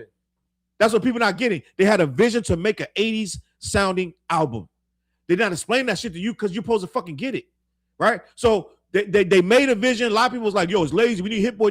Well, you've been listening to Hit Boy for the last fucking 4 or 5 years. Hit Boy's amazing. We get that. But Primo had a vision. The shit is called Light Years. It's supposed to be about old school hip hop. That's why it sounds like that. Perfect. And the title is perfect for what they're fucking doing. But here's the question I got. How do you feel about New York State of Mind? So it's everybody hates that record. Like for the most part, I won't say 80% people. I have no problem with the record. I don't have no problem. I like the record. I don't have no problem with the record. I like every record on there. I like the first record, second record, third record, da. Now, is that a great record? To me, I like the record. Do you like it? You don't like it? Yeah, I like it. What do you think? I didn't Chris? feel that. Why isn't that you didn't like it? I don't know. It just doesn't. Is it the sample that they use? It just doesn't do nothing. It's kind. I can admit it's choppy. It doesn't Yeah. do nothing. The singing don't. The singing. The song is jarring. It goes from singing Billy Joe, then it's hit this really harsh ass beat. But I kind of like. To me, I let them take me where they wanted to go. So in the interview, you noticed that Nas said that they was trying to get him in the studio. Who? Billy Joe. He just retired last year. He ain't gonna do nothing. But this is Nas, bro. This is pretty like. I Well- mean, like I forgot the reason why he wasn't able to make it, but I mean, just imagine if they got him in the studio, what they would be able to cook up. Yeah, it would have been. It would have. Like you understand what I'm saying? They stuck with a sample. Yeah. Had they really got him in there physically, he would have matched the sample. He would have matched da. So it wouldn't have been no sample. Would have been a real person. Yeah. That's So- what they were going for. Me personally, now I know Flair, and there's a lot of people that just tuned in for like, oh, I ain't like that beat, da. I said, but I listen to albums. I even if I don't like the beat, like I'm gonna be honest, like Welcome to the Underground. Nas makes me like the beat. Nas, when he gets on, he can make the funk, the weirdest ass beat. Once he starts rapping, spitting his shit, talking his shit, by the middle of the song, I'm like, oh, I see where this shit going. Oh, this shit's fire. Welcome to the Underground. Without Nas on it, it's probably like, this shit, who would fucking rap to that? Right? The little guitar beat, da. Now I'm like, once Nas start rapping to it, and you see where he's going, and he's hitting that shit perfectly, bang, bang, bang, bang. I'm like, I like it now. So I know some people like Flair's this and that third, they're gonna listen once and be like, I don't like it. Fuck, I'm not gonna make no concessions for it. I'm gonna listen to it and let Nas carry that beat, and I see where it's going. So I started to What's that, Imperial? stats. What do you say? The album does sound like it goes with the Get Down Get TV Down, show. remember the show that Oh, I Nas was love that producing? show. I love that Yo, show. I'm mad that they fucking took that shit show was off. fire. Now I'm gonna tell you what That show happened. was Fire, They yo. fumbled that show because what happened with the Get Down was they Damn, put you made they me put wanna go back and watch that they put right like now, 6 yo. episodes. I'm about to roll up 10 blunts. They and broke it watch into that, 2 yo. different. You know it's the most expensive show in history. Yo, that's what I was about to I say. didn't know that. Because That's you one of the gotta most think, expensive shows, you gotta and think you Nas gotta is a bring part it of back that. To the Bronx, bro. Everything's on fire. The buildings is down. Just imagine the shit that they had to do to make that, to get that. You know what I'm saying? All right. Like, no, that show was dope as fuck too. It I was dope, but what mad. happened was they broke it in half, and when they I think they put it like after Christmas or something, whatever. The second half, by the time they came back, people didn't care no more. Yeah, but who you think that main rapper was basically supposed to be? You know, but they were based on real life people. I know, that's what I'm saying. So who was that supposed to be? Homeboy, that Spanish kid. Yeah, Spanish kid. The main nigga that he was like. I mean, he's basically supposed to pop, but he's a street dude. Like, who the fuck was that supposed to be? Like that. Hey, well, they was yeah, that was a good show, but the second half they made us way too long, and people lost. And I watched both halves. They fucked up by making it. They should have dropped, like Netflix used to drop everything at once. That's when they started trying to. We could drop half. The show wasn't strong enough to do that yet. Everybody was watching that. You know what's crazy? I think if they would have got through that second season, the third season, because it's usually like that with stories like that. You're trying to. But it wasn't no second season. It was all the same season. No. But like when you go into the next season, it would be better. It would have been better. You know what I'm saying? Yeah, because they did the first season like the foundation, then they start building the meat of it. And you get hooked. Yeah, it's like The Wire. You know what I'm saying? By you get to season 3, you're like, oh shit, damn, this stuff embodies in a wall. Like, you know what I'm saying? Like, yeah, no. I mean, had they made it there, but the show was too expensive for them to bring back.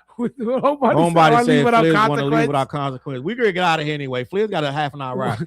Looking produced by Tyler. This is the last comment. Bring back New York Undercover. They're gonna mess it up, but I would love to see that. They probably ruin it. Bring back what? New York Undercover. Oh, yo, that was my show. They just would have to stick to the same format and just update it to now. I didn't even know that was the same producers. That like Wolf, Mike Wolf. You do know that, right? Andre Rowe was the dude back in the day. Yeah, he was a pioneer, gang. Hey, put it like this.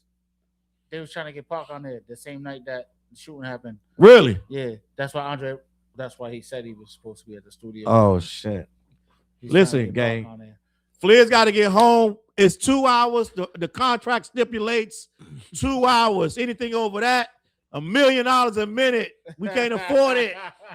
I'm watching the Get Down though. We can't afford it. Get Down. I'm about to straight up. Listen, tap into the What Project on all streaming platforms. Me, TJ, and Fliz. Running videos up, Explosion, this, that, and damn, it sounds like they want Cruise Summer, yo.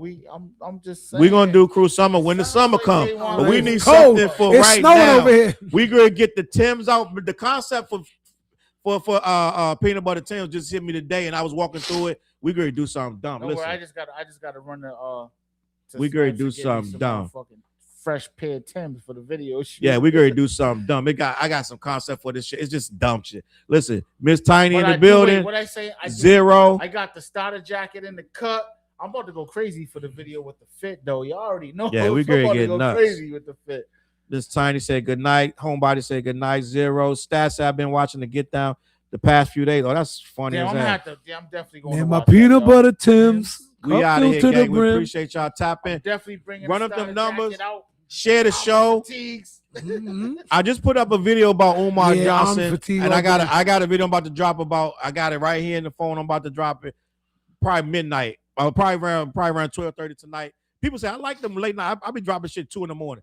I got a video. I got a video where the Young Thug is saying that hip hop's in a weird place, and I went nuts. So about 1 o'clock, I got another video coming up, gang. I'm out of here, man. Hummingbird in the building. We appreciate you. Rosenberg. I didn't even show this at all. I'm supposed to do this. I didn't even do this at all.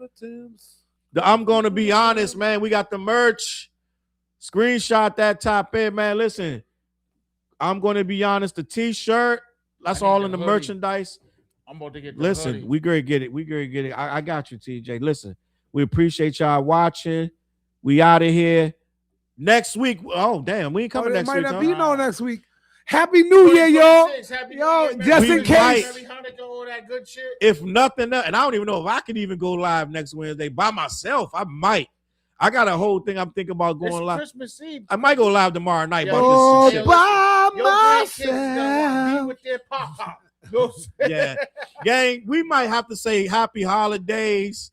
I don't know if the 3 of us gonna be able to see y'all before 2026. And we might be popping. Yo, I actually have a show Christmas night. You know what I'm saying? That's wild. So, that is wild. You know, but I'm gonna say if y'all want to do no, but there's something coming out. Oh, Stranger Things coming out. We're gonna be watching Stranger Things.